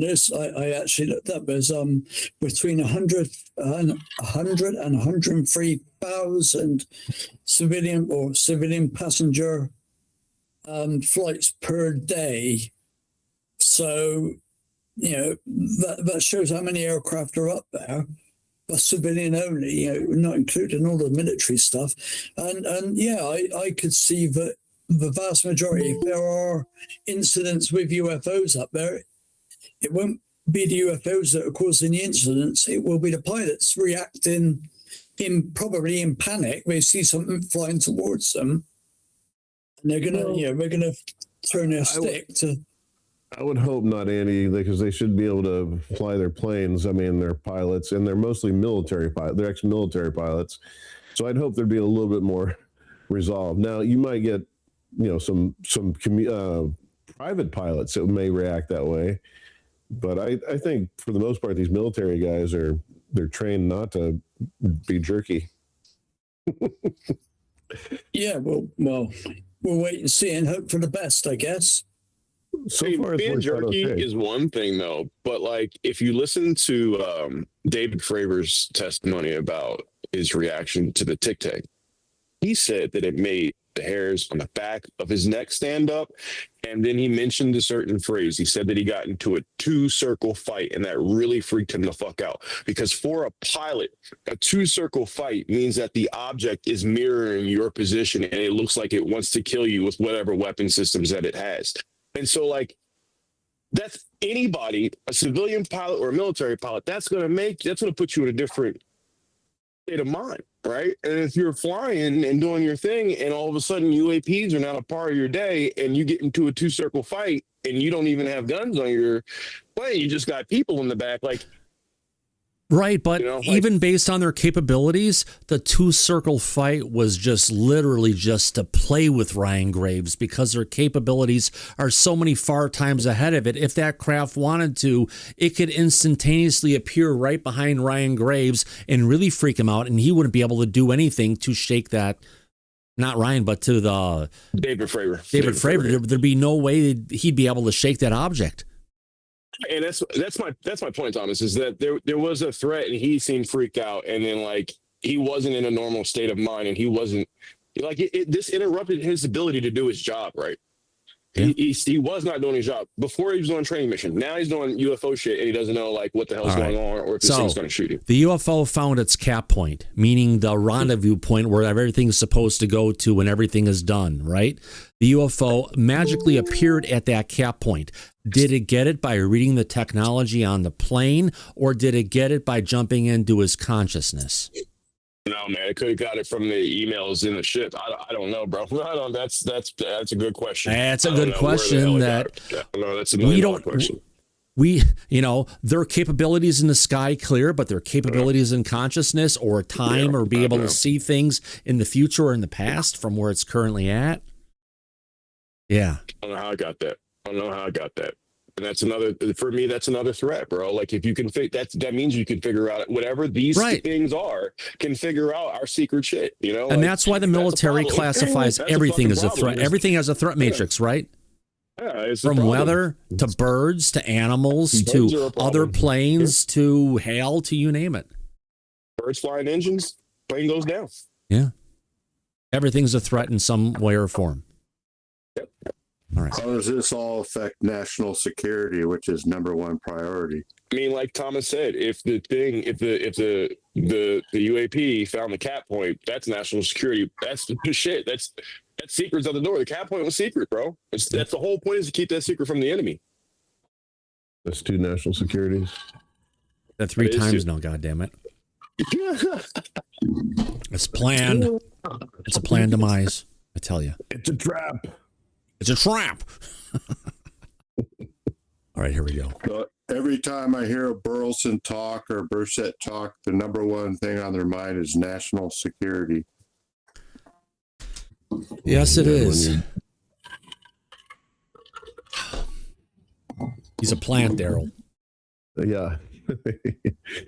Here we go. Yeah. You have been making the calls, you've been knocking on the doors and testifying about this. This is something you spend a ton of time on.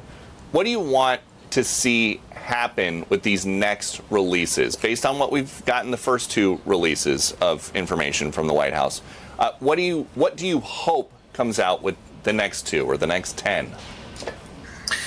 Well, I think just what I described there. I think we're going to hopefully get videos that are much clearer, ones that reduce the ambiguity, that really actually allow the conversation to move forward. But what I don't see signs of is all that additional context that I just mentioned to you. And again, there's, I think, probably 2 data sets that are up for discussion here. There is the conversation around a long-running potential disclosure, or reverse engineering and UAP program that the government may have been operating for decades. And then there's the data that's been collected since about 2017, 2018, as the stigma has been reduced across all our different military assets and partners. And much of that has been collected instead of being thrown away or rationalized away as it had been in the past. And that's accumulated to 10,000 plus videos that I think we're starting to see, again, some of the ambiguous ones come out. But again, the indications are that there's some high quality video in there that is pending for future releases. And you just alluded to this with your last answer. There is a movie trailer that is getting a lot of attention for Steven Spielberg's latest. It's called Disclosure Day, and it seems like the premise of the movie, I have not seen it, but it seems like the premise is that the entire world is notified somehow that there is life out there, or that there is life here on Earth that is not human. Do you think that is where we are heading? And if we are, how do you think the public would react? It is quite interesting and hard to ignore how art seems to be mimicking real life right now.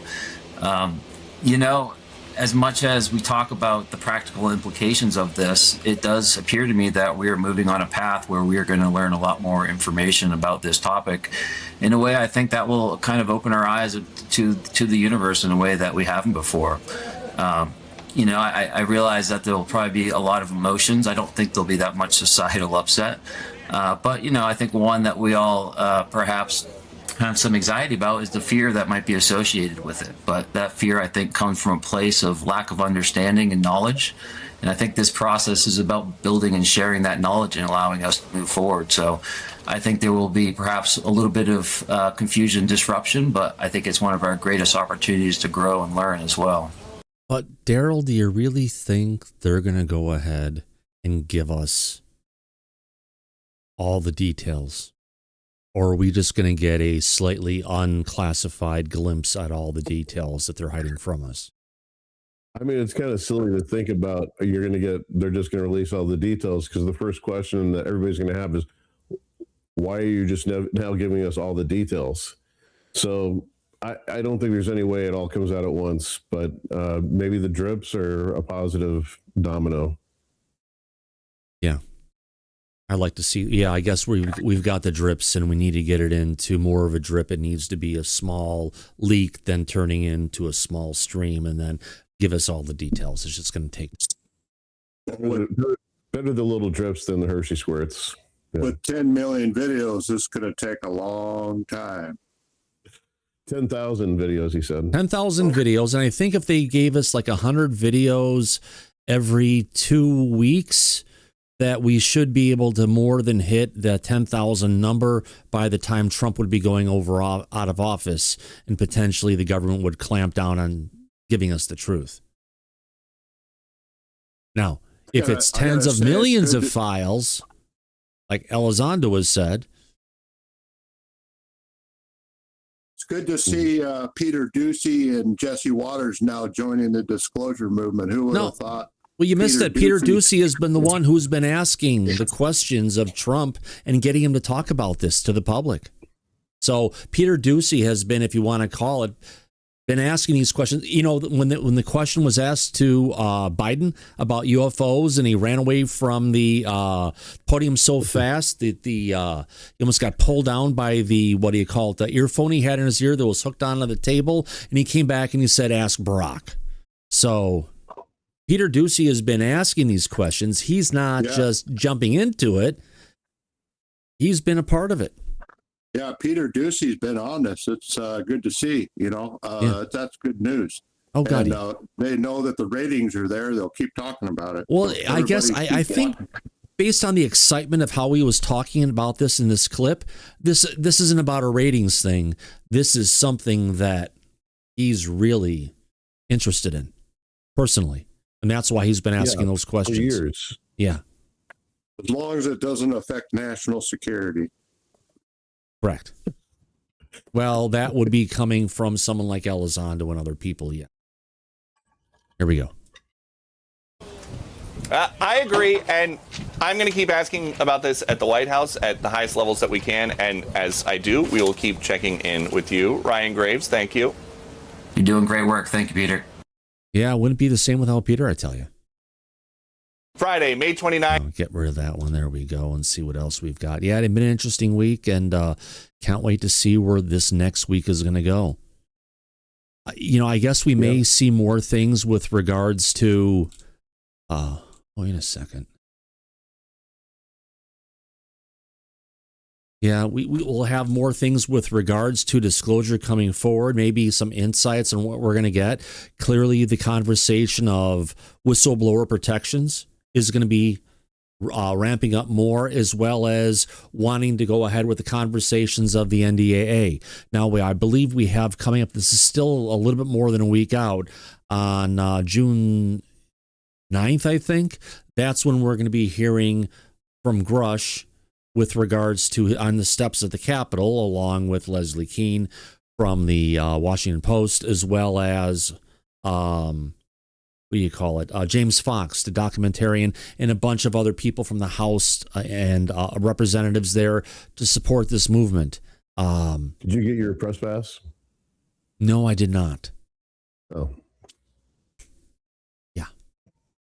One of those things we need to remember to do. So let me get back to our... No, didn't they say this is we were talking about this the other night, that this was in order to get your press pass from the pay for release system, the pay for press release system that we all used to use, that you pointed out, that if anybody wanted to attend as press, they had to be cleared ahead of time.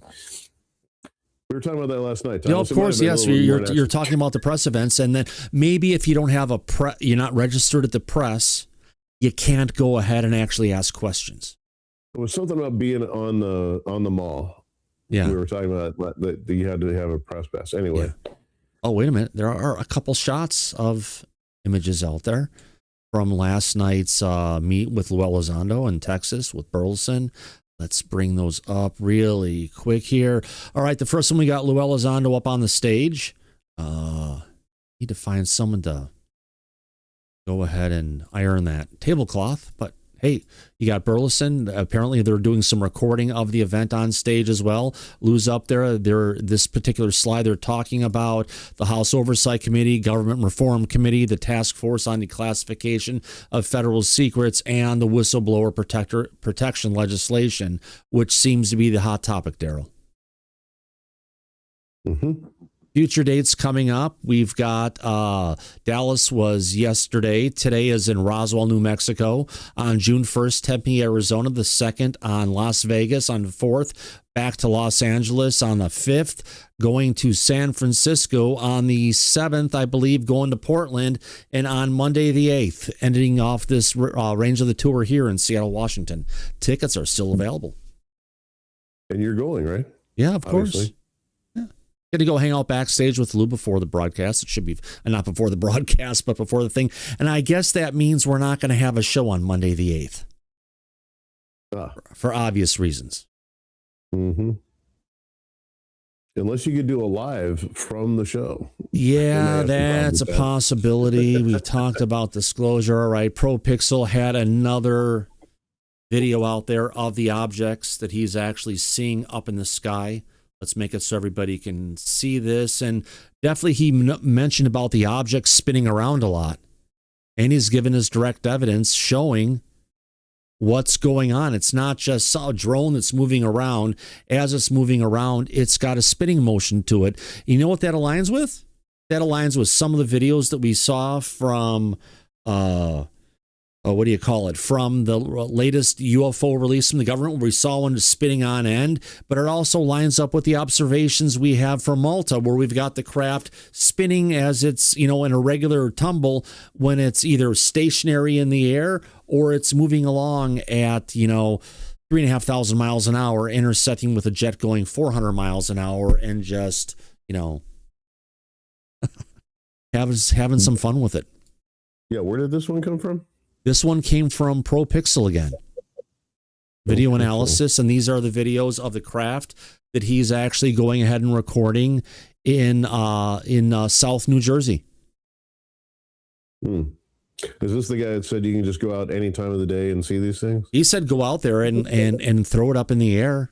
Put your camera on the farthest focus it can, set it down, let it record for 5-10 minutes, and come back and see if it caught something. They call that sky fishing. But it may not just be in South Jersey, though, Daryl. It may be like this everywhere, people have said in the past. Yeah, didn't somebody say somewhere along the lines in UFO world that if you could see all of them, you'd be like dumbfounded? People would freak out if they could see all the UFOs that are flying everywhere. Yes. Yeah, and I'm worried about the little people we can't see. What if they're cloaked too? And I've got like right here. But they're not going ahead and crashing with our planes, are they? They're flying all over the place, and apparently they can do it pretty well. Yeah. I want to show that one, but what video can I go ahead and play here? All right, we've got a little short clip here I can use where I need to go ahead and hit the library for a second. Let's watch this clip coming of talking about Emily Blunt, talking how she knows she's a star come from Disclosure Day. Let's play this clip and see where it goes, folks. Here you go. This certainly sparked the fires of my imagination when I started researching everything to do with people who have had these experiences, from the congressional hearings that have taken place, every documentary, docuseries. I think that the thing that I was struck by was how inarguable it seemed to me that people were lying. There was this absolute peaceful truth pouring out of them. They know what they saw. They believe it even if they've been discredited. disvalued, kicked out, lost their jobs, accused of being whistleblowers. They believe it, and there was a sort of universal peacefulness, I think, in all of them, as to what they had seen, and that they had been awestruck by it and shifted by it. And I just found it very healing, actually, watching all of these people talk about this otherworldly experience that they had. And I think it would be a very good thing for human beings to question their place in the universe. And I think it might be an arrogant thing to assume that we know everything, that we're alone. I mean, they just discovered 1,000 new species in our oceans this year on Earth. So why would we imagine that we know everything that's out there in the universe? Your thoughts, Daryl? I had to step away for the last minute. Taking longer the older I get. Frequency is about the same, but I think that it's interesting that they both wore T-shirts of Spielberg movies. Yeah. No, I mean, you know, she's just saying exactly what everybody would say. You know. No. Back on this one. Wonder about Spielberg himself, though, as he's sitting there. Is he thinking, yeah, I know this stuff is for real, it's old hat to me, or is he, you know, I just wonder, what is his... I mean, he did some great research before he did Close Encounters of the Third Kind, right? Well, and I'm sure, you know, him watching the hearings and then getting brought in through his contacts through everywhere, he probably has a really good updated version of Disclosure or what's going on behind the scenes. And his video was literally about what happens if Disclosure comes all at once. There's a new site out there. Where is this at?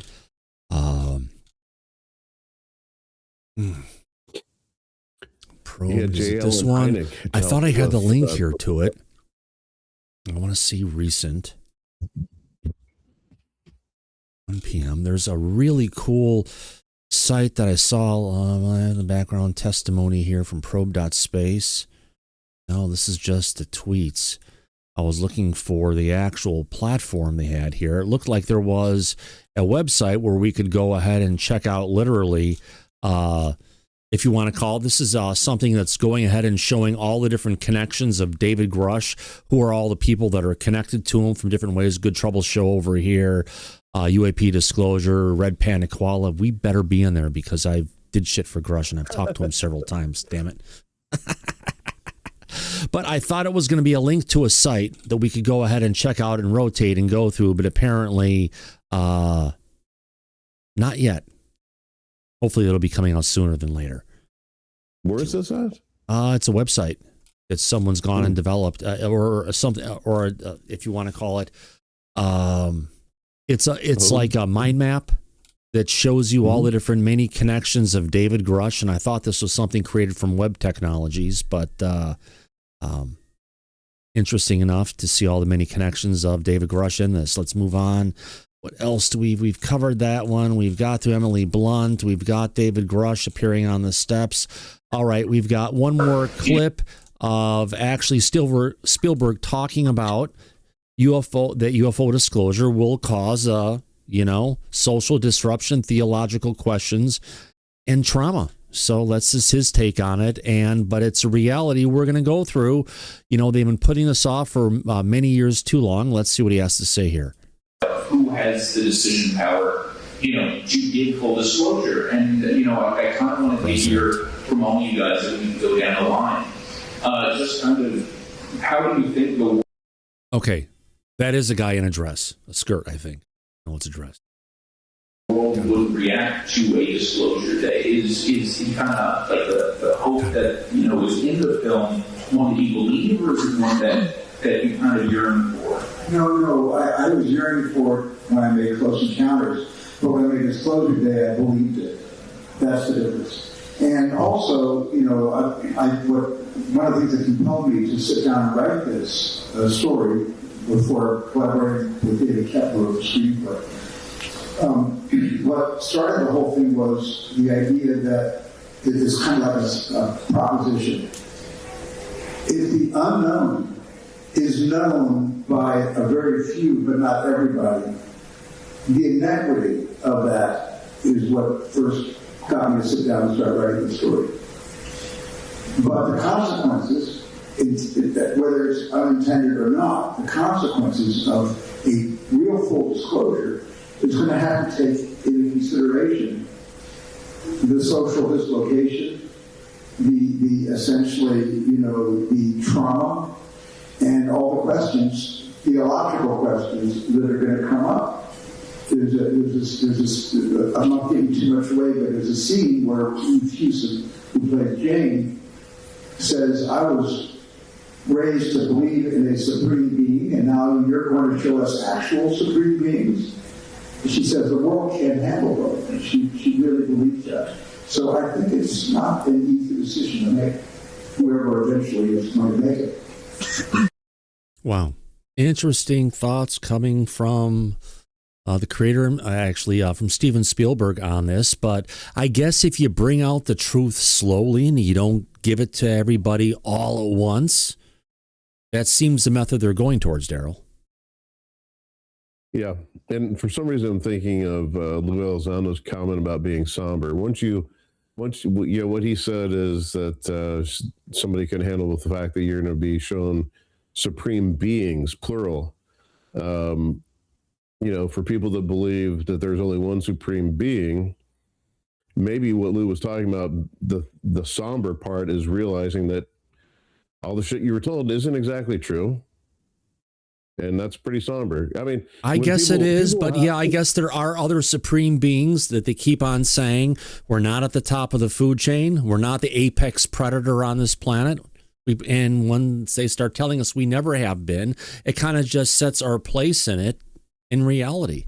And is it better to live a fantasy or reality or somewhere in between?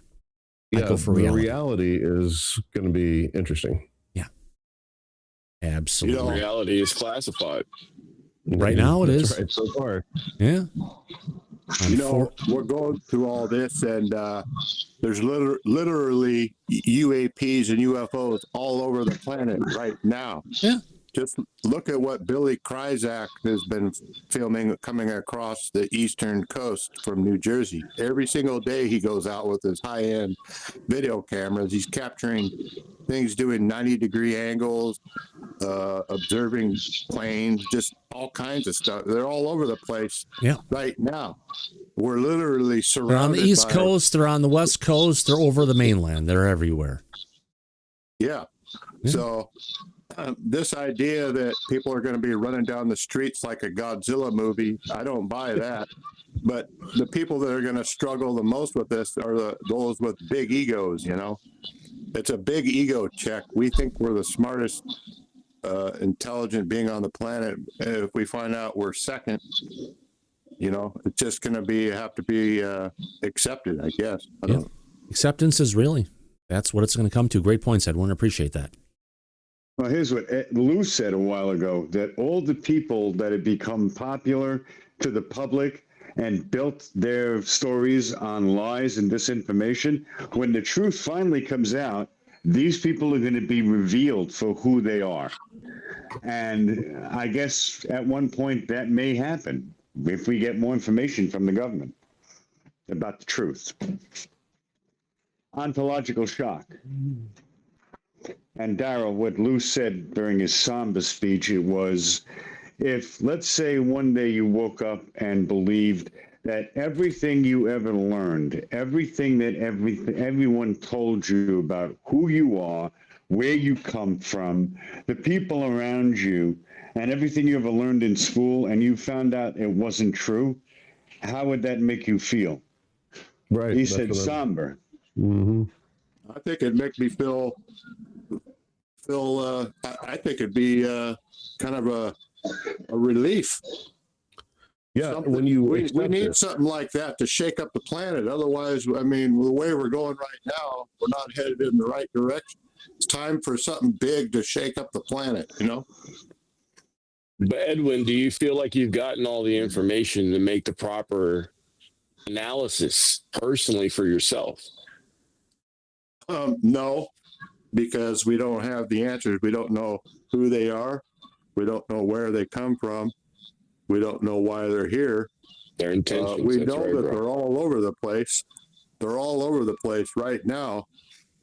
And we don't know why they're here, know. and we don't know the details of what has been observed locally or globally of what they're doing here. That's the thing we need to know. Yeah, and that's the question we've been asking for 80 years. We still don't know. It gets to the point where you just gotta, you could read books and watch documentaries, but the reality of what are they here for? Who are they? Did they create us? I don't know, and that's the question we need. Answers we need. That would be answered with the questions. Why are they here? What are they doing? Is that enough for you, Edwin? Say that again. Is what the president has said thus far enough for you? Or are you looking for the administration to give you, like the direct head of the administration to give you more? That's not enough. Yeah. I think Trump doesn't really, he said that, they're extraterrestrials and all this. We don't know. Could be something totally different. That's all I have to say. Thank you. Yeah. Well, thanks, Edwin. I appreciate that. Great conversations all around. Wow. What a happy day. Happy Saturday, everybody. Mike, thanks for coming out tonight. Oh, my pleasure. It was another good show and a good conversation. Oh, God, yeah. There's still 373 people in the show. Do us a favor, friends. If you had a good time watching tonight's episode of Disclosure Tonight, please give us a like. Please give us a subscribe. We're trying to get to 19,000. We're only, from 18,100, we're like 20 away. Please help my friends. Right, Daryl? Yes, we want to definitely get to 19,000, not 18,000. So people, please subscribe. Exactly. What a great night. What a great time for friends and hang out and discuss national security, Daryl. Oh, thanks, Thomas. National security one more time. Absolutely. Last national security of the night. Show. Absolutely. I want to thank everybody for your wonderful support of what we do here at Disclosure tonight. It's been a great time this evening. More importantly, I want to thank some friends who have actually given us some super chats.